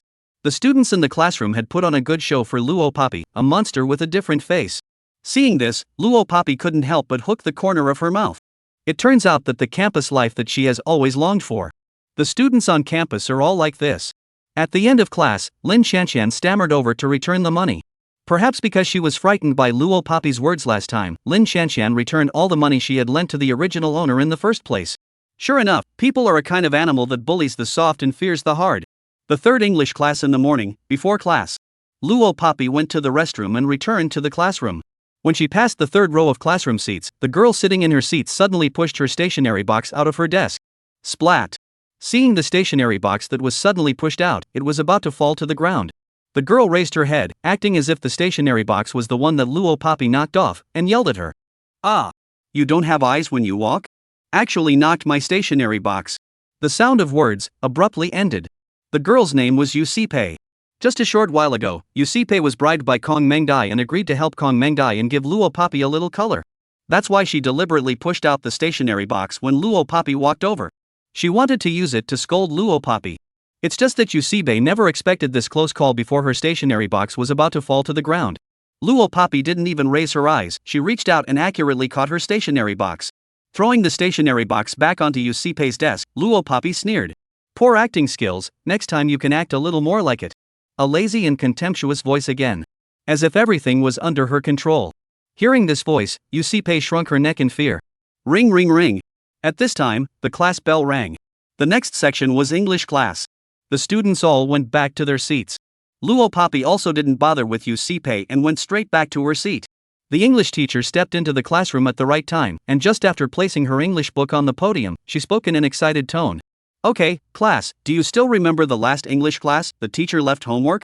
In the last English class, the English teacher left homework saying that during the next English class, she would ask a few students to come to the podium and have an English conversation, facing the whole class. There was a moment of silence, then the students trailed off and said in unison, "Remember." "Good, then who would like to do a demonstration first?" The English teacher's eagle-like sharp eyes swept the class. It was a pity that no one made a sound or raised their hands. Just as the English teacher frowned slightly, wanting to casually name names, Yusipe suddenly raised her hand. "Teacher, I'll do it. I choose to be with Luo Papi." Kong Mengdai had promised her favors, and as long as she embarrassed Luo Papi, she promised to do that for her. So she must make Luo Papi embarrassed this time. Besides, her English grades were the top few in the class. And what about Luo Pei? If she remembered correctly, Luo Papi's English score was the bottom of the class in the last school exam. She hadn't been able to embarrass Luo Papi just now, so let's take advantage of it now. Yusipe thought darkly. When this statement came out, the whole class was first stunned. But not a single person made a sound at this moment. They all looked at Luo Papi in unison. Even the English teacher looked at Luo Papi with a scrutinizing gaze. She remembers that this girl is the worst English student in the whole class. Letting her go on stage and have an English conversation with her classmates, isn't it too much of a challenge? Just when everyone thought that Luo Papi couldn't do it, Luo Papi, who hadn't said anything, suddenly spoke out, and her tone was frivolous. She didn't even put Yusipe's English level in her eyes, and only coldly said, "Are you sure you want to talk to me in English, huh?" Luo Papi did not say, although she was only 18 years old in her previous life, but she mastered the languages of 38 countries, 109 countries' local dialects. And English, for her, was as simple as her mother tongue. 038, English conversation 2. When questioned by Luo Papi, Yusipe actually had a momentary feeling of fear. But on second thought, Luo Papi is still the same Luo Papi. The class was at the bottom of the academic scores of the first scum. That teacher's mouth can't help the wall of rotten mud. Thinking of this, Yusipe tilted her neck and gritted her teeth at Luo Papi. "Of course. Come on then." Luo Papi slowly got up under the gaze of the entire class of 45 students, plus an English teacher. She accepted Yusipe's English conversation challenge. Ling Zixuan, her classmate at the same table, heard this and pulled Luo Papi's sleeve as she lowered her voice to her. "Luo Papi, are you really serious? Really want to go up? That Yusipe ranked third in English in our class when she took the opening exam, don't mess around." Although Ling Zixuan had already digested Luo Papi's win over Li Ao on the racetrack. But racing is not the same as English. One relies on the talent of racing, just drive fast and hard enough. The other requires a long period of time to memorize and read English words, not a day to learn to become a genius. Yusipe's seat was half a classroom away from Luo Papi's and Ling Zixuan's seats. But since it was class time, the class was silent. Coupled with the fact that she could see Ling Zixuan's worried expression on Luo Papi's face, Yusipe instantly guessed what Ling Zixuan had said to Luo Papi. It was nothing more than stopping Luo Papi from conversing with herself in English. Thinking like this, Yusipe felt that she had won even more. It was true that she had overthought things just now. Luo Papi had just made a show of not being afraid of anything, merely wanting to cow herself into fear and then take the initiative to quit, right? "Luo Papi, hurry up and come up. Don't waste any more class time." Afraid that Luo Papi wouldn't come up, Yusipe walked to the podium and waved towards Luo Papi, who was sitting in the last row of the classroom. Seeing this, Luo Papi narrowed her eyes. She grabbed the English book sitting on her desk, and without even looking at her eyes, she slapped Ling Zixuan on the side of the head with precision, leaving her deskmate with a sentence. "Don't worry." The person walked towards the podium. The English teacher watched Luo Papi walk towards the podium, and finally stood in front of the class, and Yusipe double glanced at each other. The teacher pursed her dry lips and coughed lightly. Ahem, since both students are well prepared, let's begin. Before we begin, the teacher makes one request: both students must communicate in English throughout, no Chinese allowed. The English teacher finished and gave Luo Papi a worried look before adding, "Today, Luo Papi's courage is commendable, all students in our class should learn from her. Okay, you two start." When it really started, speaking English in front of the whole class, Yusipe was still a bit nervous. But she quickly grabbed the lead and said in English, "Hi. Hello." Since it was an English conversation, of course she started with the simplest English words. "Hello. Hello." Luo Papi squinted her eyes and replied not too quickly or slowly. This was the simplest English word, even the worst school dropouts in terms of reading would know it. So Luo Papi wasn't surprised that Yusibe comforted herself with this, and immediately used the English she had mastered and continued. "How have you been recently? How have you been recently?" This sentence was an English sentence that Yusipe had just recently learned. From a simple opening sentence, it suddenly rose to such a difficult level. Luo Papi was afraid that she wouldn't even be able to understand it, right? This time, let's see how she answers. Yusipe secretly snickered in her heart.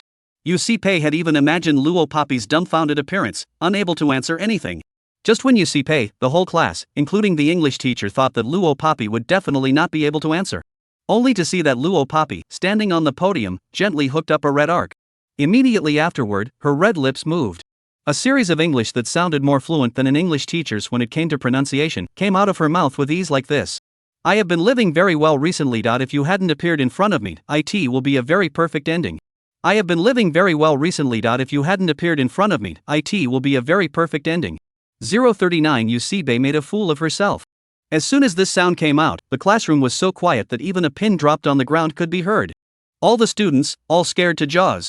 One by one, all of them stared at Luo Papi with wide eyes, as if they wanted to stare at her and see a big hole in her body.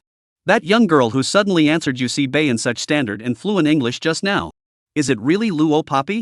Is it really? That student who was always at the bottom of the class, Luo Papi? Damn! In the class, a male student yelled. The sound was so loud that it immediately brought the stunned English teacher back to his senses. The English teacher didn't have the same opinion as the students. She had once used English and conversed with foreigners. She also fully realized that there was a big difference between the English spoken by foreigners and the English spoken by domestic English teachers and students. It was just like a foreigner, when going to learn the dialect of the locals, the pronunciation would be more or less strange. But Luo Papi's English pronunciation just now was as authentic as that of a foreigner. It was as if she had once settled abroad. This discovery made the English teacher feel an unprecedented shock. You. Yusibe's face, from just now, was as if she had been brutally beaten, so bad that she could not describe it in words. She stuttered, bracing herself to continue her voice in English. But after half a day, she could only utter the word "you" in English. It was one thing that she had been scared out of her wits. More importantly, apart from the first half of Luo Papi's English sentence, "I've been doing very well lately," she couldn't understand the rest of the sentence. She simply couldn't understand the string of English sentences that Luo Papi said afterward, what they meant. Cough. It wasn't until the English teacher coughed lightly that the students' surprise was gathered back. It seems that our Yusipe student can't catch on. Well, then everyone applaud and encourage our Luo Papi and Yusipe students. Everyone should learn from them and be brave enough to express themselves on stage. The English teacher finished. The sound of applause resounded throughout the classroom. Luo Papi stood on the podium and didn't even look at Yusipe. She simply stepped off the podium and walked towards her own position. The movement was as light and sensitive as water. Isn't our class ranked third in English? Actually being compared to Luo Papi, that Yusibe is really a disgrace. That's right. At the beginning, she invited Luo Papi to have an English conversation on stage. There were rustling conversations from the students beside her ears. Luo Papi didn't need to think about it to guess what Yusipe's expression was now. Just as soon as she returned to her seat, Ling Zixuan was like a rooster crowing, with his big mouth open, and said to her, "It's okay, Luo Papi, you've really turned on the ing charm these days." Luo Papi glanced at Ling Zixuan. With a light laugh, she replied to him, "Maybe." After all, something like being reborn into another body, to her, wasn't it just opening the strongest hang-up in her life? Okay, class, which other students would like to come up next? After the tense atmosphere passed, the English teacher stepped back onto the podium and quickly brought the students back to the learning atmosphere. The last class in the morning was math, which was boring and tedious. As it was close to noon, and after class they could go to the cafeteria to eat lunch, the students sat in the classroom in a dead silence, listening to the teacher's lecture and waiting for the bell to ring. As soon as the class ended, each student seemed like a fish out of water, instantly coming alive, scrambling to run outside. Luo Papi just looked up and saw Yi Yutong. As a qualified friend, Yutong smiled broadly and said to Luo Poppy, "Little Poppy, let's go eat lunch?" 040, those guys, they're so quick to strike. Luo Poppy nodded her head, threw her math book casually on her desk, and got up. Luo Poppy's desk, what math book, language book, math workbook, were thrown all over the desk. She didn't really care either. Yu, still as throwaway as before. It was Yutong who saw it. She bent down and helped Luo Poppy organize her desk before saying, "Arranged like this, isn't it much neater?" Yutong has a slight OCD. When she sees something messy, she wants to tidy it up.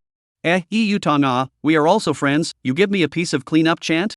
Next to him, Ling Zixuan pointed to a desk that was even more messy than Luo Poppy's, and wailed.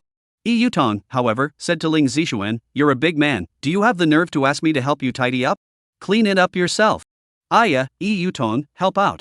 Ling Zixuan was like a little chicken chasing after its mothers but following Yutong as she ran out of the classroom. Luo Poppy followed behind the two, one hand in his pants pocket, revealing a doubly interested smile. Campus life, really more and more interesting, nah. The Advanced Academy was not the same as the Intermediate Academy. At lunch, the students of the Advanced Academy all ordered whatever dishes they wanted to eat and then swiped their meal cards to pay. Unlike the students of the Intermediate Academy, they uniformly ate a big pot of rice. The cafeteria of the Second Advanced Academy had a variety of dishes. If students didn't want to eat, they could also order noodles, rice noodles, and other foods individually. Luo Poppy ordered a bowl of light noodles, Yutong and Ling Zixuan both ordered boxed lunches, and the three of them sat at the table on the west side of the cafeteria. The seats at the tables on the west side of the cafeteria were very popular because there were a few old televisions placed here. The televisions broadcasted some news, cartoons, children's channels, romantic dramas, and other programs every day. The fact that there were TV sets in the school cafeteria was certainly not arranged by the school. It was said that a few old employees working in the cafeteria had moved a batch of old televisions that were eliminated by the school last time here. As for the students, they were confiscated their cell phones during the school day and were idle all day. When they eat lunch, they think it would be nice to grab a seat next to the TV and watch a little TV. This also led to the seats here being especially popular. Luo Poppy's three came early, so they grabbed it. Why are they here too? Ling Zixuan had just sat down not long ago when he suddenly spoke out. Hearing this, Luo Poppy looked up and swept around. She saw a few acquaintances sitting at the next table directly across from her: Duanmuchen, Kong Mengdai, and Duanmuchen. Duanmuchen, Kong Mengdai, and his group. As well as, not long ago, Yu Sipei, who had just targeted Luo Poppy in class. So it was her name Yu Sipei who deliberately targeted you? Ling Zixuan said indignantly to Luo Poppy. After all, just now in English class, anyone could see Yu Sipei's deliberate targeting of Luo Poppy. But the usual Yu Sipei didn't have a grudge against Luo Poppy. Now that Yu Sipei was sitting with Kong Mengdai, it all made sense. Yutong also said angrily, "It's too much." While as the person in question, Luo Poppy didn't say a word. It wasn't that she was afraid of the Kong Mengdai few, but she simply didn't put those few in her eyes. Encountered again. Duanmuchen's eyes were fixed on Luo Poppy without moving, staring at Luo Poppy at all times. But since just now, he hadn't seen Luo Poppy ever put her eyes on him. Even a single glance. Duanmuchen clenched his fist, a little disappointed. Kong Mengdai could only watch her boyfriend, who kept his gaze on Luo Poppy. She was so angry that she almost spat out blood, but she could only use a soft tone to call out to Duanmuchen, pretending that she didn't know anything. "Chen, what are you looking at?" It only took Luo Poppy half a minute to finish a bowl of noodles. In her previous life, she was already used to quickly solving her hunger. Half a minute, a bowl of noodles, was nothing to her. The following is an insertion of a piece of news. A few days ago, a VA-888 civilian airliner flying from country M to country Z encountered an unexpected accident and unfortunately crashed.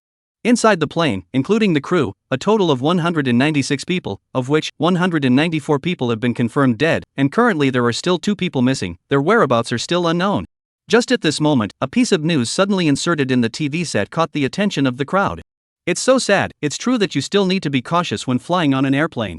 Seeing this, Yutong deeply sighed. "It's chanting." Ling Zixuan nodded in agreement. Then what was there to pity?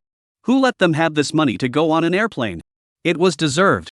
Hearing the words of the two, Kong Mengdai, however, thought viciously in her heart. The thought had only just formed when Kong Mengdai, Duanmuchen, Yu Sipei, and Yutong. Then suddenly, they heard Luo Poppy seemingly mocking and uttering a sentence that made people seem to understand. That group of guys, they're really fast at it. In order not to expose their whereabouts, the Blood Shadow organization had done a better job than anyone else in terms of eliminating future problems. Worthy of being the #1 international assassin organization. 041 Storytelling. Luo Poppy let out a soft spit. Saying that, she took a bite of the apple that the cafeteria aunt had additionally secretly given her just now. There was a click sound. The apple then blossomed into fresh juice in her mouth. Luo Papi didn't seem to take the words she spat to heart. But the words were heard by the circle of people around her. All the students, including both Ling Zixuan and Yi Yutong, paused slightly with their hands holding chopsticks. Those guys? Duanmuchen was sitting at the next table, and after he heard that, he repeated those 4 words in surprise. That group of guys, who was it? The group of guys in Luo Papi's mouth, who did they lay their hands on? Undoubtedly, the few people present were puzzled to the point of frowning and staring after hearing Luo Papi's inexplicable sentence. But even if the surrounding a few students want to break the head, but also absolutely cannot guess, Luo Papi mouth of the group of guys were the assassins of the international #1 assassin organization, the Blood Shadow Organization. And the news reported that a VA-888 civilian airliner is by the Blood Shadow Organization's killers moved to get rid of. Of course, apart from Luo Papi, no one here knows about these insider secrets. They are just a group of ordinary to ordinary students. The airplane crash, this matter, was too far away from them. So of course, they would likewise not connect what Luo Papi said to the incident in the news. Little Papi, what are you talking about? Yi Yutong made a dumbfounded outburst, her face filled with doubt. Yes, Luo Papi, what are you saying behind our backs? Ling Zixuan scratched his head, confused. Duanmuchen and Kong Mengdai were sitting at the next table, always listening to Luo Papi's movements. At this moment, Duanmuchen saw Luo Papi settle the apple in her hand in 3 or 2 strokes, and then said unhurriedly, I suddenly remembered that the lines from a TV show my brother watched yesterday were quite similar to this news, so I naturally read them out. After being reborn, Luo Papi had really gotten good at this matter of lying. With a casually made-up excuse, she finished her explanation, threw the apple core onto the dining table, and stood up. A pair of large and beautiful eyes gently glanced at Ling Zixuan and Yi Yutong. I'm going to walk to the playground, you guys go back to the classroom first after eating. With that, she didn't wait for the two to reply before heading out of the cafeteria. Humph, I thought she was saying something, but I didn't realize it was just lines from a TV show. What a work! Pretending again. And over here, the next table. Hearing Luo Papi's explanation, one of the girls who followed Kong Mengdai to hang out coldly snorted. When Duanmuchen initially heard Luo Papi's words, he was also a little disappointed. The heart also couldn't help but wonder. Could it be that this period of time, Luo Papi's behavior, which was as abnormal as it was all just a stunt? Luo Papi left the cafeteria and went straight to the large playground. At this time, the sun was shining brightly. At this time of the day, the large playground, except for some of the trees and buildings, was covered in the midday sun. The air was also very hot. Luo Papi directly came under a big tree that was some years old and fished out a cell phone from his pants pocket. The teachers of the Second Advanced Academy would have the class president uniformly put away all the students' cell phones every morning, and would not return them until the end of the school day in the evening. These cell phones, usually, were locked in a locker with a lock specifically for locking cell phones next to the classroom podium. It is to prevent students from being disobedient and stealing cell phones to play with at school. As for the locker, the key to the lock is only available to the class monitor and the homeroom teacher. Therefore, no students can get their cell phones back except during school hours.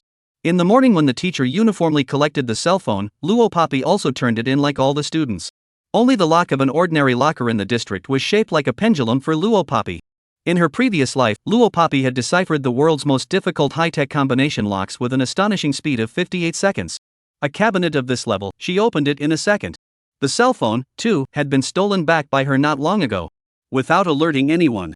I'm afraid that the homeroom teacher sitting in the office blowing on the air conditioning didn't even dream of it. The cabinet that she bit the bullet and spent several $100s to buy back, specifically used to lock the students' cell phones, was opened by Luo Papi in a second.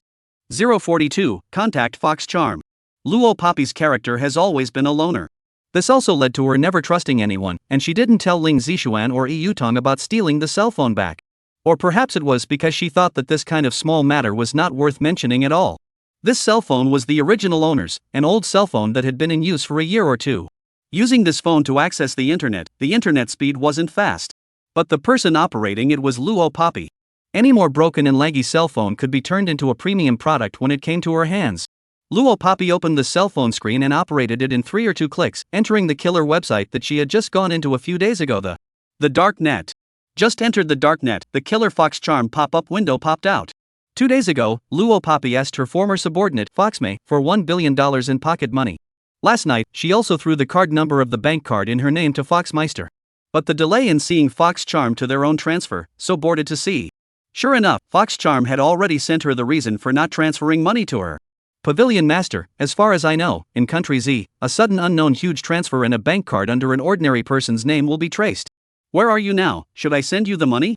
The implication was that if Fox mistransferred the money to her directly, she would be invited to the station for tea. Luo Poppy had traveled all over the world in her previous life. The only country she knew very little about was the country of Z. She did not know about this matter. Red lips pursed slightly, Luo Poppy quickly entered a line of address into the screen and clicked send. Black Forest City, G Province, Country Z, contact me when you arrive. This was an agreement for Fox Charm to come to her and send the money over on the way.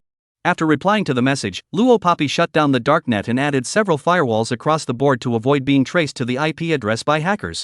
After doing so, just as she raised her head, she heard a male voice ring out. In school, all students are forbidden to play with cell phones, and if you see a classmate playing, you can also report each other. If you are caught, you will be called as a parent. How dare you hide here and play with your cell phone? Under the big sun, there wasn't not a single person near the playground. Luo Poppy sensed the boy who was near her from just now. It was just that she was too lazy to avoid it. But she didn't expect the boy to suddenly strike up a conversation with her.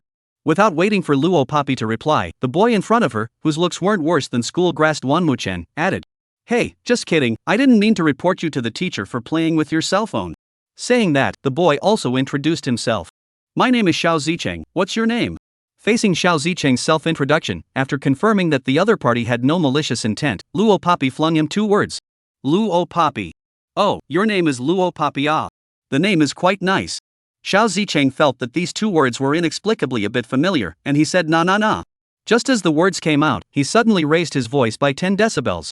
What? You're that Luo Poppy.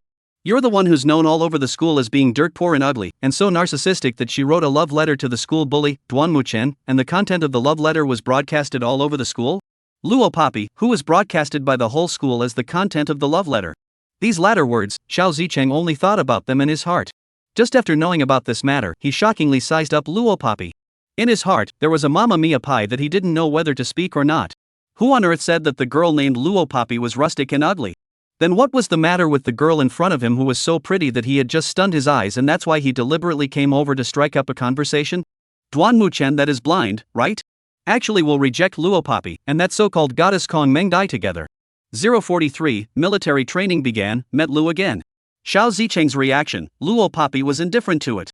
She threw her cell phone into her pants pocket, stuck one hand in her pants pocket, and turned in the direction of the teaching building. Without turning her head back, she didn't say a word. Xiao Zicheng saw that when Luo Poppy saw herself, she actually reacted in such a way, and her heart once again froze. Well, at least his looks, not worse than Duanmuchen. When he used to talk to girls, those girls were all eager to talk to him for a while longer. As a result, when Luo Poppy arrived here, she actually didn't even bother to look at herself? This is not the same as the legendary girl who liked Duanmuchen for 3 years, Luo Poppy? Xiao Zicheng wiped the corner of his mouth and looked at Luo Poppy's distant back. His intuition told him that he would meet her again soon. Luo Poppy returned to the classroom. In the class, more than half of the students had already returned to the classroom. Even in front of so many students, Luo Poppy did not have the slightest trace, and hid the cell phone that she had stolen out, back in the locker that locked the cell phones of all the students in the class. In the next few days, nothing worth mentioning happened. Even the villain, Wang Jianshan, who had his hand cut off by Luo Poppy, did not come back to the Luo family to look for trouble. It was also unknown if Shirbishu and Luo Guodong had already stepped in to resolve this matter, or for some other reason. The days passed quickly. In the blink of an eye, it was time for the first-grade students' military training. This time, the location of the military training was set in Black Forest City, outside the suburb of National Defense Science and Technology Park. The National Defense Science and Technology Park was a place for travelers to visit and play. There were many imitation firearms, imitation tanks, and imitation high-tech exhibition items placed inside. It was also a place where students could conduct military training. For the next 7 days, Luo Poppy, as well as all the first graders, would spend time here. On Monday, early in the morning, there were many buses parked in front of the school. The cars were hired by the school to specially send the first graders to the National Defense Science and Technology Park. At first glance, there are really a few feelings of going on a spring trip. Following the students in the class, together they got on one of the buses, already 45 minutes after Luo Poppy came to the school. At this time, every student was carrying a sack of daily necessities, sitting in the bus, chatting excitedly. Luo Poppy heard Ling Zishuan making snide remarks. But come on, when we go over there, we'll know how hard military training is. It's better to study at school. Ling Zishuan had experienced military training when he was promoted to the intermediate academy. He had a particularly deep impression of the military training at that time, so he involuntarily rose up in resistance. Don't be a spoilsport, just have fun with us. Iyutong, like Luopapi, was in her first military training, so she looked especially curious, plus fresh. Hey, it's hopeless. Ling Zishuan shook his head. Military training, for Luopapi, was also her first experience.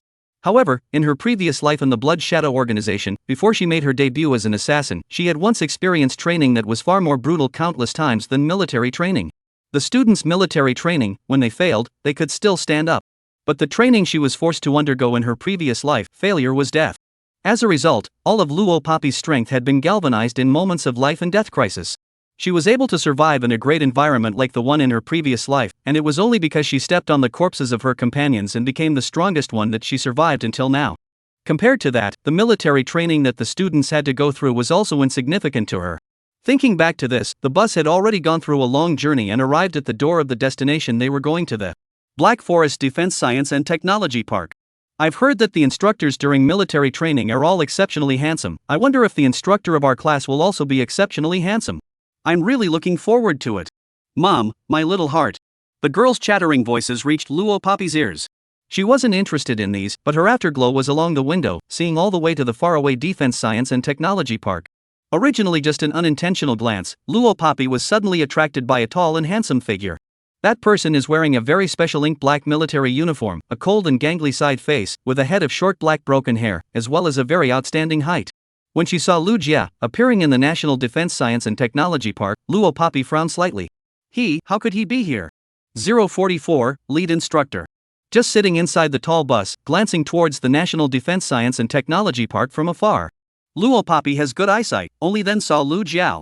As well as Lu Jia's side wearing a pair of golden eyeglass frames, he looked elegant as if he was a gentleman, MOC. As Lu Jiao's military advisor, MOC followed him almost the entire time, not moving an inch. Little Poppy, everyone has gotten off the bus, what are you looking at? The bus had stopped at the entrance of the National Defense Science and Technology Park, and the students all got off one after another. Just now, except for Luopapi, no one saw Lu Jia and MOC. Seeing that Luopapi was still not getting up, Yutong followed Luopapi's line of sight over there and asked. Nothing. Luopapi had already withdrawn her line of sight. With one hand, she easily lifted the bag of daily necessities that Shirbishu had organized for her last night and got out of the car. By the time Yutong looked along the place where Luopapi had just looked, there were already no silhouettes of anyone to be seen. She withdrew her mind and also quickly got off the bus along with Luopapi. After getting off the bus, the students all carried their big and heavy luggage one after another and stood at the entrance of the Science and Technology Park waiting for the teacher's arrangement. The waiting time was very long. So the students talked back and forth.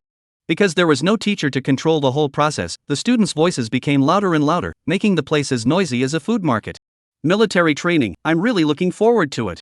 Yutong also followed along to join in the fun, as she spoke, shifting her look of longing to Luopapi, asking, Little Poppy, what about you? Are you looking forward to it? Before Luopapi could reply, Ling Zishuan snatched her words and said to Yutong, Why, what's the point of looking forward to it? When you guys walk into the Science and Technology Park, you'll know what the word regret means. There were times when Ling Zishuan was really quite a spoilsport. With his words, Yutong's excitement was instantly reduced by half. Ling Zishuan, shut your mouth and stand aside, I'm talking to little Poppy, what are you interjecting? Yutong immediately took Luopapi's hand and exasperatedly said to Ling Zishuan. In the original owner's memory, the original owner had always been a very introverted girl. The original owner's friend, Yutong, was different, she was lively, cheerful, and often fought with Ling Zishuan. Luopapi narrowed her eyes and saw that when Yutong's words fell, Ling Zishuan also opened his mouth. Hey! I'm doing this for your own good, so that when military training starts later on, the expectations will be dashed. The two of them argued with each other, not knowing who was right or wrong. But the tone of the argument was not that of a quarrel. It really looked like a pair of happy enemies. Perhaps it was because of the long wait at the door. When Luopapi followed her classmates and walked into the Science and Technology Park under the teacher's arrangement, she saw 15 military training instructors in front of her, already waiting here. Among the 15 military training officers leading the team, there was no Lu Jia and MOC. This was inevitable. Because a big shot like Lu Jiao didn't even bother to do this kind of thing. Luopapi narrowed her eyes, she couldn't figure out, then why would Lu Jiao appear here? At this moment, seeing Luopapi's in her class's first year less than 13 class sign, one of the young male instructors, who was dark-skinned, tall, and about 1 meter 81 in height, jogged to the front of Luopapi's in her class. The male instructor made a military salute to the students with a standard stand-in-place posture before saying in a serious manner, "Hello classmates, I am the instructor in charge of leading your class, Lu Zhenghua, you can call me Instructor Lu. For the next 7 days, it will be me who will be the main instructor of your class, as well as the vice class teacher. Why? Class, from the time you set foot in the National Defense Science Park, all things big and small are under my control. So during military training time, if you experience any physical discomfort such as dizziness or heatstroke, you don't need to go to your homeroom teacher, please let me know in the first instance. Above, please take care of your students next." 045 Devil's Training. Instructor Lu said the words with the right words, carrying the unique righteousness of a soldier. The name Lu Zhenghua sounded earthy and old. But as the instructor of Luo Papi's class, Instructor Lu's age was only in his early 20s, and there was only a 4 or 5 year age difference between him and the students in his class. And Lu instructor in addition to because of years of exposure to the sun and lead to dark skin, but the person is very tall and thin, the features are also very decent. Some of the girls in the class were already drooling when they saw Instructor Lu. Luo Papi could hear the cluttered female voices of so handsome and so handsome all the way through. She just slightly sank the corners of her eyes. "Quiet. Everyone be quiet." Instructor Lu also heard the sound and he said with a stern face. Perhaps it was the way Instructor Lu spoke with a stern face that was a bit menacing. The female classmates who were just talking all quieted down at once. "I'll take you to the dormitory where you live." Seeing the whole class quiet, Instructor Lu turned around, and after saying that, he led the way in front. Luo Papi had always walked in the back column of the group, silently following, not saying anything during the time.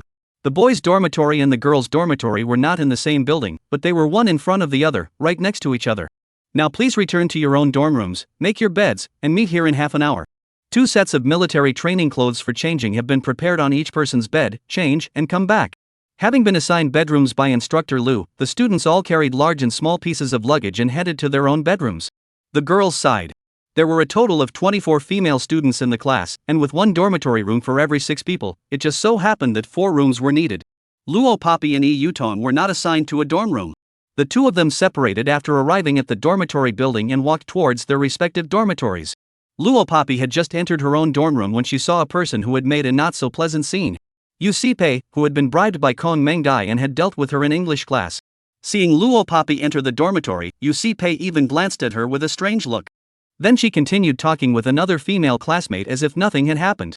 Luo Papi didn't pay any attention to Yu Sipei. She randomly picked a bed on the upper bunk, rolled over and got on the bed. She liked to sleep on the upper bunk because it was quieter. Just getting to the bed, making the bed, and changing into her military uniform, Luo Papi only spent less than 3 minutes. For the next 27 minutes, she lay on the bed, closed her eyes, and caught up on her sleep. The half-hour time limit given by the instructor arrived quickly. Half an hour later, Luo Papi appeared at the gathering spot on time. Instructor Lu was already waiting here. He watched as all the students came to the gathering spot one after another, before he glanced at his watch and spoke out. 3 minutes slow. No students spoke. Instructor Lu's voice increased a little. "The time given to you in the future will only become less and less. The wake-up time in the morning is only 10 minutes. Put on your military uniforms, wash up, organize your hygiene. In 10 minutes' time, all students must leave their dormitories one by one, no less, and gather here. Can you do it?" Military training is to use the standards of a soldier to train the students. It was naturally grueling. The students are also not here to enjoy life, and spring tour is also completely 2 concepts.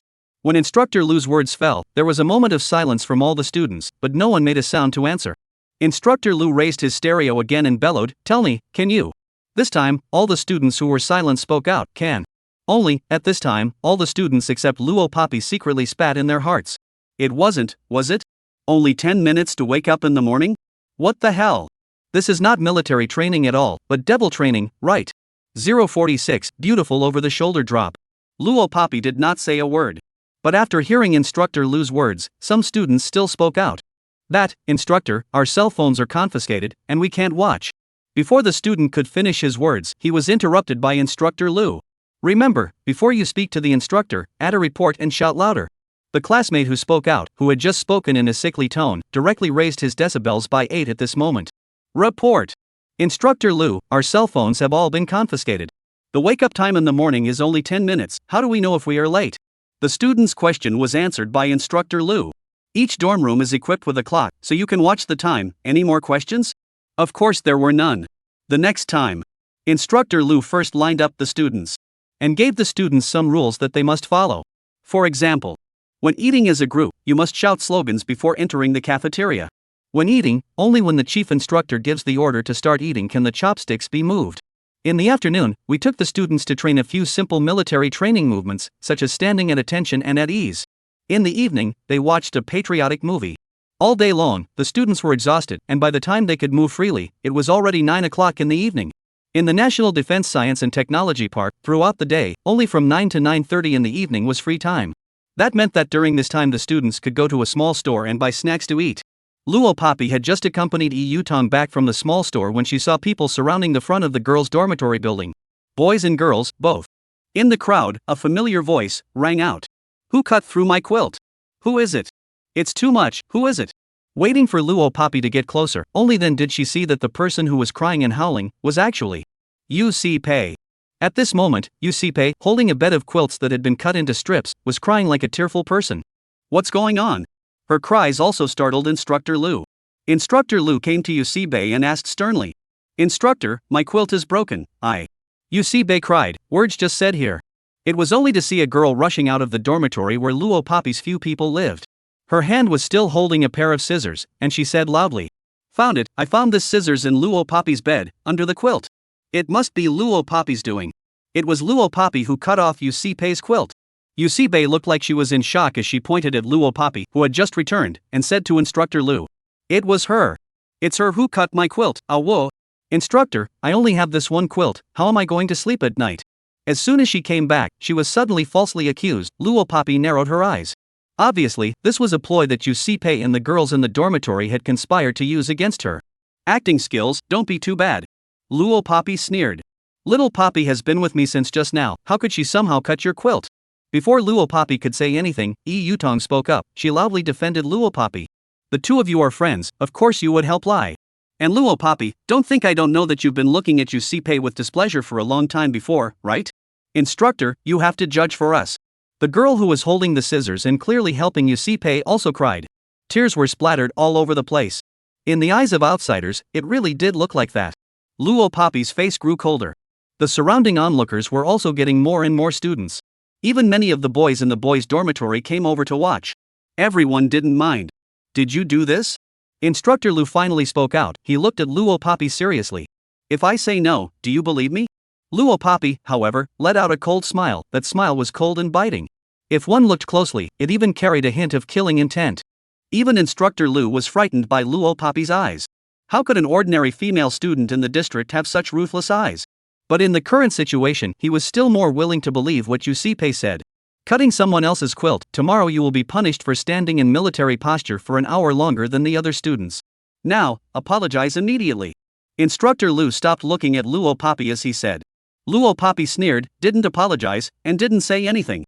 During the daytime, he didn't realize that this girl had such a backbone. Instructor Lu froze. But he quickly gave action. Instructor Lu stretched out his hand, wanting to press Luo Poppy down and make her apologize to Yu Si Pei in front of everyone. Seeing such a scene, Yu Si Pei revealed a triumphant smile. However, just when everyone thought that Luo Poppy would be easily grabbed by Instructor Lu and then apologize to Yu Si Pei, Luo Poppy's figure suddenly flashed on one side. She stretched out her hand, and when Instructor Lu couldn't even react in time, she grabbed Instructor Lu's wrist. Immediately after, utilizing the explosive force of her arm, she ruthlessly grabbed Instructor Lu from the flat ground and lifted him over mid-air. Afterwards, with a 360 standard over-the-shoulder slam, this male instructor, who weighed 150 pounds, was easily dropped to the ground. And then, Luo Poppy coldly spoke out to Instructor Lu in front of everyone. "I'm not used to people touching me. Also, I'm only going to say it once, her quilt, I didn't cut it. 047, I don't accept." Luo Poppy's current identity was just a first-year female student undergoing military training. An ordinary young girl who had not received any training. Nothing more than that. But what did she just do? She actually, in front of everyone, put Instructor Lu, who has received formal army training, to the ground with the most standard over-the-shoulder slam. Hiss. Around them, the students who had been spectating heard Luo Poppy's words and all of them changed their faces drastically in fear. Yutong also looked at Luo Poppy like she had never known her before, dumbfounded. As for Yu Si Pei, and the girl who was testifying against Luo Poppy with the scissors, the two of them, however, were really just an ordinary schoolgirl. The most they could do was to direct themselves and act out the play just now to falsely accuse Luo Poppy. But just now, even the instructor of their class was easily taken down by Luo Poppy. This Luo Poppy. What the hell is going on? Possessed by a ghost? actually became so powerful. Awesome. That girl is a practicing girl, isn't she? The boys who were nearby onlookers were first stunned, then they clapped their hands. Although none of them knew Luo Poppy, just because of Luo Poppy's performance just now, they all rushed to speak for her. Instructor, you can't even beat a girl. Yes, instructor, I think you've really misjudged her. Look at her hands, she can't sneak around and bully people, right? That's it, there must be some misunderstanding here. The boys, one after another, all started to speak in favor of Luo Poppy. Yusibe never dreamed that it would turn out like this. Her face became more and more ugly. Instructor Lu was at least a military officer, and after being heavily smashed to the ground with such great force, he also immediately stood up. However, the surprise and astonishment on his face was no less than that of every student present. No one knew better than himself the level of his strength. With his strength, even if he singled out two ordinary mature males, it wouldn't be a problem. And this young girl in front of him, her strength was actually above him. This is innate fighting talent? Or she had received special training that was stronger than her own? Instructor Lu was puzzled. Instructor Lu, I'm sorry, it seems like I made a mistake. My quilt wasn't cut by Luo Poppy's classmates. I just remembered that the quilt was broken when I brought it out from home. I was the one who took the wrong quilt that my mom prepared for me and the broken one. Yusibe knew that if she argued further, she wouldn't be able to gain anything. It might even be found out that her quilt was cut and broken by herself in order to frame Luo Poppy. So immediately, she put on a soft and weak appearance and hurriedly changed her words. Hearing that it was a misunderstanding, Instructor Lu pressed down his head and nodded, indicating that he knew. Afterward, he looked at Luo Poppy with some embarrassment. Just now, he misunderstood this innocent female student. It was his fault. Without any hesitation, Instructor Lu apologized to Luo Poppy. I'm sorry, just now it was an error in judgment on my part, it's my fault. A very sincere and heartfelt apology. In fact, the students around him all knew that Instructor Lu was misled by the two Yusipe. He himself was very impartial and upright. Such an apology would be accepted by anyone. Hearing this, everyone looked at Luo Poppy, waiting for her to accept Instructor Lu's apology. However, what one would never expect was Luo Poppy, who was apologized to, didn't even raise her eyes, and the ice-cold 8 words were spoken. Your apology, I don't accept. At the sound of the voice, everyone present, including Instructor Lu, was stunned. 048, excuse to Pete. Perhaps in Country Z, there was a saying that was very widely circulated. To know one's mistakes and be able to change them is good.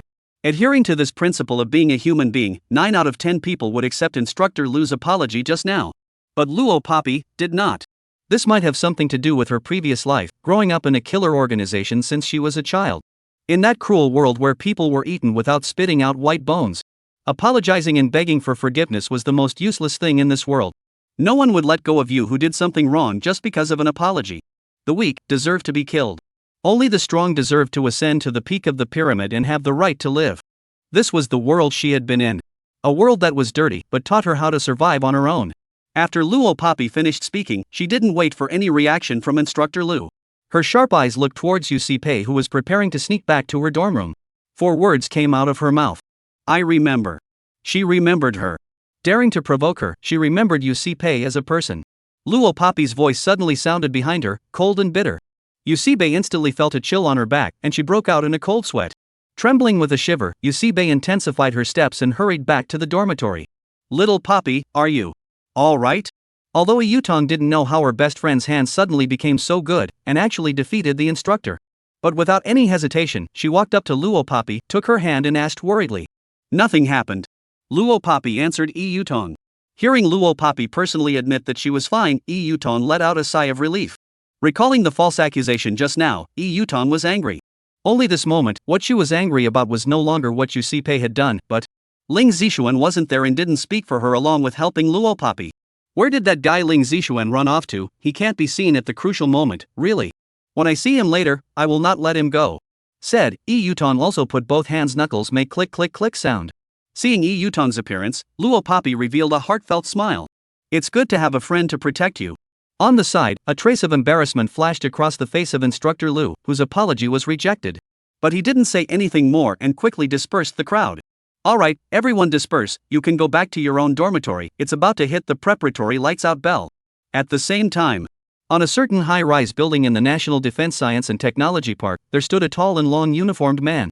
From here, looking down, the uniformed man was able to easily take in the place where Luo Poppy and his group were just now. Chief, things have been done, the helicopter to pick us up has arrived, it's time to go back. At this time, behind the uniformed man, an elegant man came, and the elegant man spoke out to him. These two people were no more than the two people Luo Papi had met when he was halfway up Pan Long Mountain. Lu Jian, and his henchman, MOC.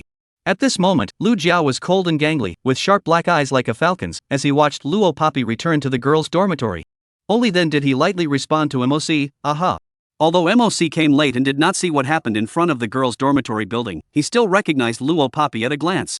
She was the only girl who had been touched that night by the chief lord, who suffered from a severe cleanliness fetish, in his life. Turned into ashes, Moji could have recognized her. And today, the whole day, his family chief is in every moment to pay attention to that young girl's every move. Moji had a deep suspicion at the moment. The chief came here, not to run errands, but, using the excuse of doing errands, he secretly came to see that young girl, right?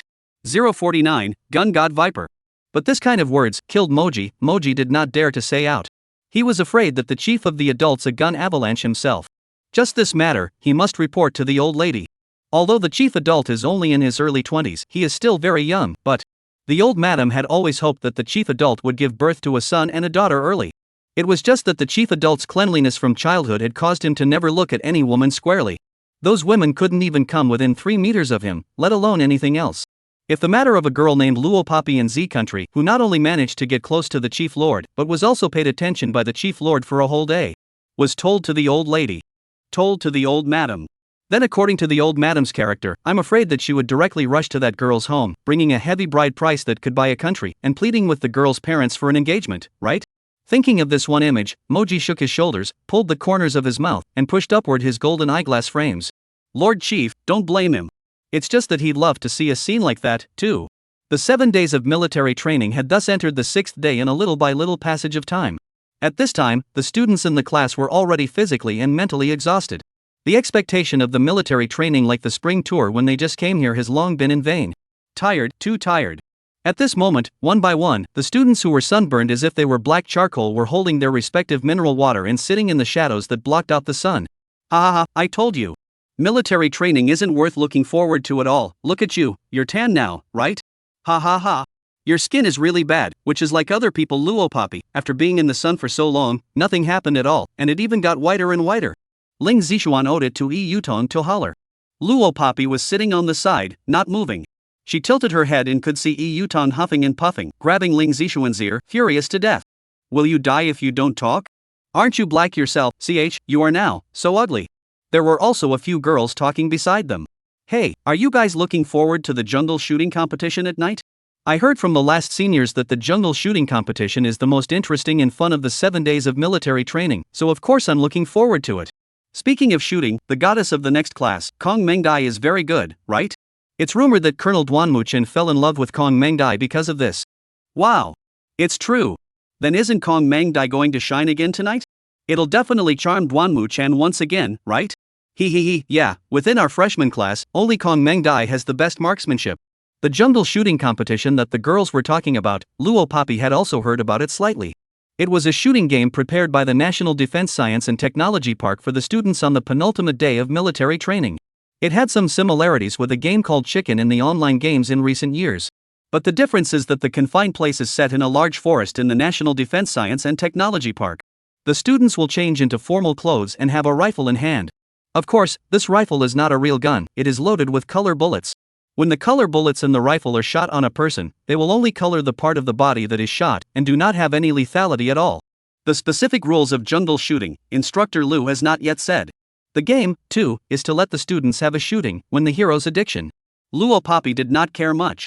Even feel a little boring. Simply because, in her previous life, the weapon she was best at using was guns. All kinds of guns. Pistols, rifles, assault rifles, submachine guns, sniper rifles. But all the guns that could be described as models, even the types of models that were already out of print. She had a collection of all of them in her private arsenal.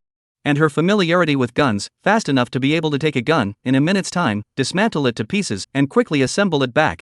As for marksmanship, the group of people in the international underground black market had even gifted her a resounding code name a year ago. The strongest gun god in international history. Viper. 050, can make a gun? But those were all things from a previous life. Luo Papi lazily sat in the clearing, squinting a pair of eyes, feeling the slanting rays of the nearby blazing sun. So leisurely. Next to her, Yi Yutong and Ling Zixuan seemed to be tired of arguing, and the two of them sat next to Luo Poppy together. Phew, you woman, you can really make a scene. Even so, Ling Zixuan held on to his last breath to fight with Yi Yutong one more time. Oof. Yi Yutong didn't say anything and only retaliated with a muffled voice. As for Luo Poppy, who was sandwiched between the two, there was not the slightest bit of discomfort on her face. She was still, as usual, lazy and at ease. It was still afternoon, and Instructor Lu had just asked the students to stay in place and rest for 30 minutes. Later on, they still have to continue with the military training movement practice. After 6 full days in this National Defense Science and Technology Park with no cell phones and strict discipline, the students could not wait to go home. Yi Yutong was as tired as a caterpillar, directly lying on the ground. She twisted her head around and said to Luo Poppy in a sickly manner, "Little Poppy, military training will be over tomorrow. Go shopping together when you get home and have a good time relaxing." Only after experiencing such a boring and tedious military training life did one realize how enjoyable it was to go about one's daily life on weekdays. Facing Yi Yutong's invitation, Luo Poppy didn't hesitate and nodded her head. Good. At this time, the time to rest in place for 30 minutes arrived. Instructor Lu came to the students and said in a serious tone, "Students, rest time is over, please return to the line immediately." The students immediately lined up neatly and quickly in front of Instructor Lu. Attention! Only then did Instructor Lu begin to form up, and he began with a series of chants.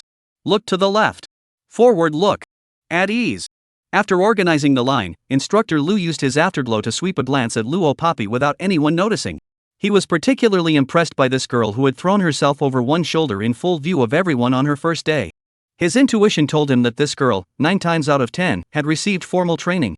Even the extent and intensity of the training she had received was much greater than his. Then in this evening's jungle shooting competition, how would she perform? Instructor Lu moved back to his line of sight, increased his voice, and continued to form up. First platoon, from left to right, report in order. Perhaps it was because the military training was on its penultimate day, or perhaps it was because the jungle shooting competition was coming up in the evening. Right after dinner, Instructor Lu was notified and gave the students an hour of free time, letting the students relax first. After 1 hour, our class will come back and gather in place. I will take you to the range site of the jungle shooting competition and explain the rules of the competition to you. Good, I announce that it's now a free-for-all. Instructor Lu finished. The students then dispersed in a flurry. So excited, Poppy, let's go buy a few lollipops. Relieve the pressure. In this room, as soon as it was time for free activities, Yi Yutong pulled on Luo Poppy and headed towards the small store. Anyone has a military dream. The boys hoped that they could become people's heroes who could stand up to the sky and the earth. The girls, on the other hand, expected themselves to become valiant female warriors. Almost everyone was looking forward to the jungle shooting competition later. Everyone wanted to become the most eye-catching person in the jungle shooting competition. Luo Poppy was pulled by Yi Yutong and walked towards the small store. However, she had only reached the middle of the walk. From afar, a series of complimentary and fawning voices could be heard, pouncing on her. Kong Meng Dai, I heard that you even touched a real gun. That's really awesome, isn't it? And with such good marksmanship, you'll definitely be the one who shines the brightest in the jungle shooting competition later on. All the boys will be attracted to you. That's right. I guess when you go back to school next week, you'll receive more love letters than you can count. Can you teach us how to use a gun? We're all still little white rookies. Luo Poppy squinted her eyes, just in time to see not far away. Kong Meng Dai tilted her head proudly and complacently like a peacock with an open screen. Also, as the girls thought, Kong Meng Dai was now so smug that she was going up to the sky. Yeah, her marksmanship was good. That was all learned from her dad. And last time, her little cousin uncle had connections in the army, and knowing that she liked shooting, he took her to play with a real gun. This is not, look at the group of girls bluffed, froze, and envied her. Because there is no Duanmu Chen beside her, Kong Meng Dai doesn't need to pretend to be soft and weak. At this moment, she also saw Luo Poppy, and was dejectedly tilting her head, showing Luo Poppy a despicable smile. It was as if that look was like mocking Luo Poppy. Even if during this time, you've changed so much, what's the use? A gun? Can you make it? But just an ordinary person from an ordinary family, I'm afraid you haven't even seen what a real gun looks like in your life. 051, in front of the small store, eating noodles. Because she saw Luo Poppy, Kong Meng Dai deliberately increased her voice and said loudly to the few girls in front of her. No la, it's not that powerful. However, the experience of a real gun and a fake gun is really different. Ever since I touched a real gun, I've never wanted to play with a fake one again. At first glance, Kong Meng Dai's words seemed very modest. But if you think about it, every word she said was showing off the fact that she had touched a real gun. Luo Poppy naturally didn't care. She didn't need to bother with a girl who thought she was great just because she had touched a real gun. If that was the case, she would really be sorry for the real one she had hidden in her private arsenal. What's there to be proud of? Little Poppy, let's go. Yutong first glared back at Kong Mengdai for Luo Poppy. After pulling Luo Poppy, striding away. What bull goddess, but just a bunch of stupid dogs to hold up. Little Poppy, don't take it to heart. Yutong was afraid that Luo Poppy would be sad. Holding her hand, she hurriedly said. Although Yutong excelled in her studies, she was still the study committee member of her class. But she was really good to the original owner. So when she encountered such a thing, even if she didn't hesitate to ruin her own image, she still wanted to help Luo Poppy to scold people. I didn't care. Luo Poppy replied decisively. It's just that originally, she still had little interest in the jungle shooting competition this evening. But just now, after seeing Kong Mengdia's provocation, Luo Poppy suddenly felt the evening's shooting match wasn't so uninteresting anymore. Nah, I really want to see what kind of funny expression that woman, when she was shot in the head, would show. Really looking forward to in front of the small store. Because there was a full hour break, there were a lot of students gathered here. There were also a few tables, and a few benches in front of the store. And now, all of the tables and benches in front of the small store had been taken up by the students. A large number of students gathered around here, holding the instant noodles bought from the small store, grabbing the hot boiling water and soaking the noodles. Ling Zishuan didn't go with Luo Poppy and Yutong just now. He was afraid that like the other day, when he came late, all the instant noodles in the small store were sold out. So as soon as the instructor announced free activities, he spread his legs first and rushed over to the small store. As soon as Luo Poppy and Yutong arrived at the entrance of the small store, they saw Ling Zishuan holding 3 buckets of instant noodles and smiling at them. Damn, I was almost squeezed into a human meatloaf just now, but luckily, I grabbed 3 buckets. Normally, if you spend money, you can get instant noodles at your fingertips, but in such a crowded place, you still have to rush into the crowd to grab it. It's hard for Ling Zishuan to be a rich kid. Since he and Luo Poppy is living more and more unlike the rich second generation. Rather, it's like an errand boy. The kind that doesn't even come with a paycheck. Ha, it's hard for you. Yutong revealed a smile, then waved towards Luo Poppy. I'll go buy a few lollipops. Poppy, you go ahead and soak noodles with Ling Zishuan. The 3 buckets of noodles had just been brewed, and the original chaotic group of students had almost dispersed by a large margin. Presumably, those who wanted to buy something had gotten their hands on it. Those who wanted to make noodles had also made their noodles. They went back to their dormitories, and those who stayed here to eat were almost finished. The tables in front of the small store also vacated. Luo Poppy's trio just happened to have a spot, so they stayed here to eat the instant noodles. Suck it up. Ling Zishuan looked like he was starving to the point of losing his human form, and the sound of sucking on the instant noodles was not too loud. Luo Poppy seldom ate food of this class of instant noodles in her previous life. It was only after she was reborn that she realized that eating a bowl of instant noodles was also something worth making pleasant. It was estimated that no one would have imagined it. That internationally feared king of killers had not taken a single mission in recent days, not because he had retreated to any high-class place to enjoy life. Instead, he was mixing in the crowd of students, sitting at a table in front of a small store, eating instant noodles. It is so simple and rough. 052, I'm going to kill someone. Phew, it's so good. Even the bottom of the soup was dry in one gulp. Ling Zishuan let out a growl of satisfaction. It'll be time to gather later, let's go back quickly. Yutong took a careful look at the clock hanging in the small store and voiced out. Luo Poppy had long since finished her instant noodles, so of course she had no problem with it. Ling Zishuan touched his stomach and got up. I'll go buy a few more bags of chips, you guys wait I'll be here in a while. The 3 of them ate the chips that Ling Zishuan bought and walked back. Instructor Lu counted the number of people, after seeing that all the students were back here very punctually. He nodded with satisfaction. All follow me, let's go over to the woods. The woods of the National Defense Science and Technology Park were situated on the side that leaned against the mountain. It was a distance away from the male and female dormitories. Luo Poppy followed the students in her class to this place. All the other first-year classes of the Second Advanced Academy were already lined up and waiting here. The one who explained the rules of the competition to the students was the main instructor, who was a higher rank than the instructors. Seeing the last class arrive, the main instructor standing at the front cleared his throat and spoke. Students, please be quiet. Next, I will explain the rules of the competition. At the cue of their own class instructor, the students quickly fell silent. The main instructor then smoothed his hand, pointed to the large pile of helmets placed beside him, and continued to the students. Students, see the helmets here? There are 3 colors of helmets, red, yellow, and blue, and there are 15 classes in our Second Advanced Academy. Later on, the rows will be divided, every 5 classes, 4 members of the same team. Members of the same team, every one of you should wear the same color helmet, to show that you are on the same team. In other words, there were 3 teams in this jungle shooting competition. They were the red helmet team, the yellow helmet team, and the blue helmet team. All three teams were on opposite sides of the enemy. To make an analogy, if someone was a member of the red helmet team, then the students wearing red helmets were all their teammates. Conversely, the yellow helmets, the blue helmets, are all enemies. The main instructor continued. In a moment, each student will be handed out a rifle. The bullets that come out of it are color bullets. When this color bullet hits the human body, it will halo the color of the clothes you are wearing. When the game is in progress, a person whose clothes have been dyed with the color means that he has been shot, and in the game, he is already a dead man, and he will not be able to shoot at anyone else. Anyone who is dead in the game is asked to return immediately to the meeting place and wait for the results. Until eliminated to the last color team left, that team wins. At this point in the explanation, the main instructor coughed his throat and said, "Does everyone still have any questions?" The students answered in unison, "No." Then, the jungle shooting competition officially began. Luo Poppy's class, along with the other 4 classes, was assigned to the blue helmet team. After putting on the blue helmets and getting their respective rifles, the group headed into the woods. Their group was the first to enter the woods. 5 minutes later, it was the yellow helmet team that went into the woods. Another 5 minutes later, it was the red helmeted group that went in. Splitting the time slots and staggering the entries was fair to whichever team. And as long as they entered the woods, they could always launch an attack on someone who wasn't a teammate. Both Duanmu Chen and Kong Mengdai were not on the same team as Luo Poppy. So when the two saw Luo Poppy walking through the crowd, heading towards the woods, Kong Mengdai revealed a fierce expression.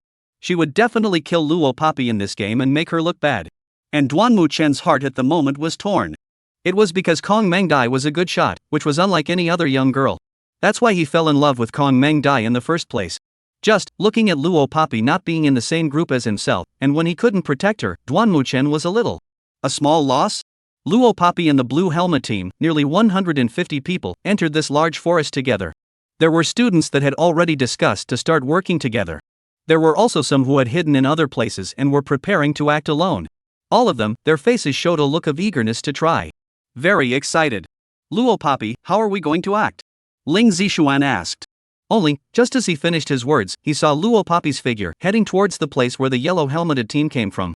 She addressed the two, leaving behind a word. "You guys find a place to hide, don't be found." "Ha?" Yi Yutong froze. "What about you, Poppy? Where are you going?" Yi Yutong actually wanted to ask Luo Poppy if she wasn't going to hide with them. However, she only saw that Luo Poppy, who had her back to them, easily pawed the rifle in her hand and turned sideways. After towards them to reveal a hunter in pursuit of prey, only have a charmed smile. Listening, Luo Poppy's tone was flat, spitting out these 4 words, faintly, from her curved lips that were hooked up. "I'm going to kill someone." 053, burst head. At first hearing Luo Poppy's words, Ling Zishuan and Yi Yutong, who were standing in place, had the illusion of a chill down their backs. Intuition told them. In front of them, this young girl with a curved smile at the corner of her mouth, easily playing with this rifle in her hand, was Luo Poppy's original appearance. Previously felt Luo Poppy's change, the two hadn't suspected Luo Poppy too much. But until just now. It was only then that they clearly felt that Luo Poppy had changed. Becoming in once, she was simply a different person. Ling Zishuan and Yi Yutong glanced at each other. But as friends, neither of them raised their voices to question. Because they trusted her. Even if she really had something to hide from them, if she wanted to talk about it, she would one day tell them. In the end, Yi Yutong nodded and said, "Well, we will hide. Little Poppy, you have to be careful too." Luo Poppy made an okay gesture. Afterwards, her figure moved forward, and with a few flying steps, her person disappeared. Duanmu Chen and Kong Mengdai were in the same class. Therefore, no matter how they were ranked, they were both members of the same team in this jungle shooting competition. The two were members of the same red helmet team. So just now, they were the last team to enter the woods. The teams that went into the woods just now, sorted back and forth, were blue team, yellow team, red team. Luo Poppy was the blue team. Kong Mengdai and the two of them were the red team. There was a yellow team in between. This also meant that if Kong Mengdai wanted to attack Luo Poppy, she would have to take care of all the members of the yellow team first. Or, when the 3 parties were engaged in a fierce war, she could take advantage of the chaos to rush to the blue team, find Luo Poppy, and beat Luo Poppy to death. Kong Mengdai was calculating in her mind how to deal with Luo Poppy later. A small follower who was following her, then in a winning tone, spoke out. "Sister Mengdai, it's up to you later." It was as if her sister Mengdai was really a world-shattering marksman. But in fact, Kong Mengdai had only been fond of shooting since she was a child. Because she had played with it since she was a child, that was why she was a bit better than the other students. If she was really asked to compare herself to a shooting expert, I'm afraid she wouldn't even be worthy of lifting someone's shoes. Leave it to me. Kong Mengdai nodded confidently. She would definitely shine at this shooting competition, once again making Duanmuchen deeply enamored with herself. Seeing such a Kong Mengdai, Duanmuchen did have a moment of infatuation. At first, falling in love with Kong Mengdai, he even went so far as to make a girl who innocently adored him the laughingstock of the entire school. It was because of the goddess marksmanship. Although she was also a girl, she was different from all adolescent girls. While the girls were busy falling in love, putting on makeup and dressing themselves, the goddess was after something very different. What he liked was the goddess in herself that was different from other girls. Mengdai, I believe you. Although he was still thinking about Luo Papi in his heart, Duanmuchen involuntarily said this. Chen. The two people looked at each other with affection. Looking at each other. Just under the circumstances that no one had realized. Bang bang bang bang bang. 5 gunshots were heard steeply. With Kong Mengdai as the leader, Duanmuchen, and the 3 small followers beside them, all caught off guard. 5 bright red color bullets exploded on each of the 5 people's helmets. Color bombs that exploded. This also meant that the 5 of them, who had just had high fighting spirit, were dead in this shooting game. This one change happened in a flash of lightning. It was so fast that Duanmuchen and Kong Mengdai were unable to react at all. When the 5 of them reacted, revealing astonished and horrified looks, they looked towards the source of the gunshots. They saw a slim and slender figure walking towards them. The young girl who appeared out of nowhere, her expression was cold and colorful, with a few hints of playfulness. After confirming that the helmets of Kong Mengdia's 5 people all blew up with color bombs, the young girl hooked out a symbolic arc. Light and scornful words rang out. 5 consecutive kills, headshot, bang. 054, maniacally abusing Kong Mengdai. Upon seeing the young girl who had eliminated them, it was Luo Papi. Kong Mengdia's face, almost at the same time, twisted. Remembering that not too long ago, he had used a smug expression to mock Luo Papi. Kong Mengdai then felt as if her face had been slapped with a palm and slapped hard hundreds of times. Luo Papi. These 2 words were shouted out by her gritted teeth. Next to her, not long ago, the 3 little followers who were fawning over Kong Mengdai with their words. At this moment, they were already dumbfounded. They were just like seeing aliens, foolishly looking at Luo Papi. They were so shocked that they couldn't speak a word. As for Duanmuchen himself, he was also covered by an emotion called panic all over his body. He hadn't seen it wrong, had he? He wasn't hallucinating, was he? Luo Papi had just actually eliminated them in one breath. This marksmanship. It was even faster and more accurate than his goddess, Kong Mengdai. It was almost as good as the special forces in the army. Duanmuchen ruthlessly covered his chest, his eyes staring at Luo Papi. Not moving a muscle. Although it was in a dark environment. But through the light of the moonlight, Kong Mengdai could still see Duanmuchen's expression. From the moment Luo Papi appeared, his eyes, they were fixed on her body. From the beginning to the end, he never looked at himself again. As for herself, her original plan of using this jungle shooting competition to shine in front of the students was shattered. Now, even his own boyfriend was attracted away by Luo Papi. This Kong Mengdai was a rich young lady who had been pampered since childhood, or had she suffered such aggravation? Almost in the same instant, she raised the rifle in her hand and shot wildly at Luo Papi. She could no longer care about her soft goddess image, and like a madman, she shouted. Go to hell. If I lose, you don't want to win either. Originally, Kong Mengdai was hit in the helmet by Luo Papi. This means that Kong Mengdai has been killed in action in this shooting match. He could no longer shoot Luo Papi. But obviously, the current Kong Mengdai had already gone crazy. Mengdai. Suddenly seeing Kong Mengdai's other side, Duanmuchen's eyes widened in fear and disbelief. He never thought that his beloved goddess would actually have such a side. On the opposite side, Luo Papi, however, seemed to have known Kong Mengdai's behavior for a long time. She just coldly hooked up a red arc. Not dodging, nor flashing. Bang bang bang. Even though Kong Mengdai, on the opposite side, shot 3 color bullets towards her. Over here, Luo Papi nonetheless didn't dodge. What's more, she even met Kong Mengdia's shots head-on and rushed up. She's crazy. Rushing up like this. She would definitely be eliminated from qualification by Kong Mengdai. Duanmuchen, as well as the other 3 little followers, were all terrified by Luo Papi's actions. However, the feared scene did not happen. What was seen with it was Luo Papi acting like a warrior traveling on the edge of life and death. She advanced, darting left and right, easily avoiding Kong Mengdia's attacks. The tiny figure, with a dart, surged forward. In just a blink of an eye, she arrived in front of Kong Mengdai. Before Kong Mengdai could shoot twice, she raised her hand, and with a horizontal chop, she easily snatched the rifle from Kong Mengdia's hand. At the same time, Luo Papi raised a high leg and kicked off the red helmet on Kong Mengdia's head. This action all happened in just 3 seconds. By the time the Duanmuchen few people who were in shock returned to their senses, they had already seen. In the past, the Kong Mengdai who was as arrogant as a peacock. Her head was being ruthlessly stepped on by Luo Poppy. Luo Poppy stepped on her like she was stepping on a cockroach, completely not treating Kong Meng Dai as a human being. 055, scared to pee. Luo Poppy's foot heavily stepped on Kong Meng Dai's head. It was like a nail firmly nailed to the desk, making Kong Meng Dai unable to break free. Ah! Ah! Luo Poppy, you actually dare to do this to me. Ah! I'm going to get you killed. Ah ah ah. The current Kong Meng Dai's soft goddess image was completely gone. She was like a shrew, with swear words inside her mouth. As for the rest of her body parts, they were all suppressed by Luo Poppy and couldn't raise their energy at all. Even after seeing Kong Meng Dai's unknown other side, it was far from the visual impact that Luo Poppy, at this moment, brought him. At this time, Duanmu-chan was like a piece of wood. Froze, never moved again. Ruthless. Really ruthless. This Luo Poppy in front of him, who was ruthless to the point of not being able to speak, was she really the young girl who had once had a crush on him? Boom! Just as Kong Meng Dai struggled and insulted, Luo Poppy quickly raised her foot and stomped down heavily once again. The huge impact was so close that it was going to deform Kong Meng Dai's face. Shut your dog's mouth, one more bark and I'll kill you. Luo Poppy's cold and bitter voice rang out from the top of Kong Meng Dai's head. The words were icy cold. It didn't look like they were joking at all. The three little followers who had once worshipped Kong Meng Dai as a goddess didn't even dare to utter a single breath at this moment. Even Duanmu-chen was just standing on the side, staring blankly at his girlfriend, being stepped on by Luo Poppy. How dare you? Hearing Luo Poppy say that she wanted to kill herself, Kong Meng Dai was scared.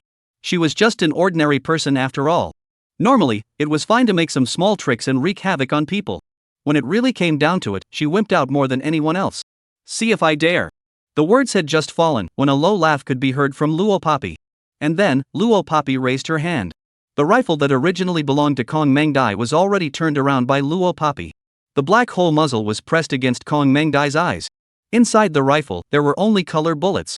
But even if it was a color bullet, when it was fired, it would still have an impact. The human eye happens to be the weakest part of the human body.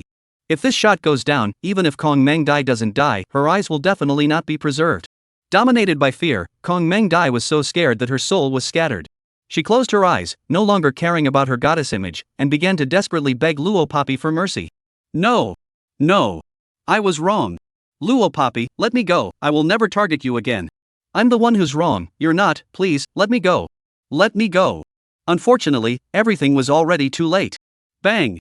A gunshot sounded and spread. The moment they heard the gunshot, the faces of Duanmu-chan and the three little followers were deathly gray. Only, when the few people looked over towards the source of the sound, it was just in time to see Luo Poppy retrieve his rifle. That shot was not right in Kong Meng Dai's eyes. Rather, it was with Kong Meng Dai's face, which was tightly attached to the soil. Luo Poppy naturally wouldn't directly kill Kong Meng Dai, because she still had to continue living in the Luo family as the original owner. She also didn't want to cause trouble for her current parents, Shirbishu and Luo Guodong. So the shot was a false shot. But it was already enough. Luo Poppy's gaze, once again, slowly moved downward and finally stopped between Kong Meng Dai's legs. Shoo shoo shoo shoo shoo. In addition to Luo Poppy, Duanmu-chan, as well as those three little followers, all heard a crisp voice ring out. They also saw it. Seeing this, the former scenic and beautiful goddess, because of her nervousness and fear, she didn't hold back the urge to urinate for a moment. A splash of yellowish liquid flowed out of her pants and did not enter the soil until it was gone. But the stinking smell, but a long time not disperse. It spread throughout the entire field. Kong Meng Dai, scared by Luo Poppy, in public, urinated. 056, Special Forces. Even if the night is now in the sky, the surrounding is very dark and dark. But through the reflection of the moon, Duanmu-chan and the three little followers still clearly saw the incomparably wretched Kong Meng Dai. The faces of the four people were all very bad. Especially when they looked at their beloved goddess. In front of them, casually incontinent. That face, it was almost as if they had been constipated for days. Luo Poppy smiled contemptuously. Then she saw that Duanmu-chan, who was supposed to be her boyfriend, instead of coming forward to care about Kong Meng Dai's situation. On the contrary, when he saw Kong Meng Dai's urinary incontinence, he reacted more quickly than anyone else, like he had seen something disgusting. Duanmu-chan pinched his nose and took a few steps backwards with great disgust. Seeing such a scene, Luo Poppy couldn't help but burst into a cold laugh. Self-eating evil probably describes Kong Meng Dai's current appearance. No longer looking more. Luo Poppy turned around and directly snatched the rifle in the hands of Duanmu-chan, who didn't have any power to fight back, as well as those three small followers, and left. In this game of jungle shooting competition, each student was only allocated a rifle. Inside a rifle, there were only 10 rounds of color ammunition. This was obviously not enough for Luo Poppy. That's why she relied on killing for guns to ensure that the gun in her hand always had bullets. Luo Poppy, please wait. Luo Poppy hadn't even taken a few steps forward when Duan Muchen's voice suddenly sounded from behind. She slightly raised an eyebrow and stopped in her tracks. Stopping in her tracks just to hear what interesting things Duan Muchen would say. Sure enough, Duan Muchen did not disappoint her. In a very serious tone, he spoke to her. Luo Poppy, I know you've been holding a grudge against me because of that love letter thing. Here, I want to solemnly apologize to you. In the future, can we still be friends? Duan Muchen was the schoolboy, handsome and gold. At first, he took the original owner's love letter written to him to the broadcasting room, causing the original owner to be embarrassed at school. But things have passed after all. This would have been anyone else's, and they would probably have agreed. Luo Poppy narrowed her eyes, turned around, and through the moonlight, said to Duan Muchen cheerfully, fine. Even Duan Muchen himself didn't think that Luo Poppy would agree so quickly. He asked back in surprise. Really? You really don't care about that matter anymore? The words were just finished. He heard Luo Poppy's cold voice, once again. As long as you go to your death immediately now, I will no longer care. Calm and decisive words. When Luo Poppy's words fell, Duan Muchen didn't make a sound for a long time. Of course Duan Muchen couldn't possibly agree. But this was also expected by Luo Poppy. With a contemptuous smile, she ignored Duan Muchen and continued forward. Soon, the person disappeared into thin air. The other moment. The woods of the Defense Technology Park, the gathering place.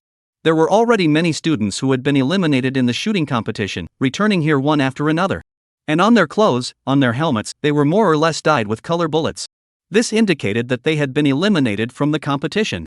In this room, the main instructor and a dozen or so instructors were all standing here. They were all silently waiting for the game to end. All the time. On the cement road in the distance, several figures walked. At the head of them was a bright and generous middle-aged man. Behind the middle-aged man, there were several heavily armed soldiers. Seeing the middle-aged man, the instructors were first slightly stunned. Obviously, the middle-aged man's official position was much greater than theirs. Then, the dozen or so instructors, all in unison, gave a military salute towards the middle-aged man. Sir! The middle-aged man who was called Sir had a standard Chinese character face, and his appearance looked proper and decent, with the aura of a military leader. His name was Deng Zhigua, and he was a captain of a Special Forces unit. 057, Engaged Special Forces. Deng Zhigua appeared particularly affable, waving his hand and smiling. This is leading the students in a game of jungle shooting? To Deng Zhigua and his Special Forces. This jungle shooting match happening in the woods was as simple as child's play.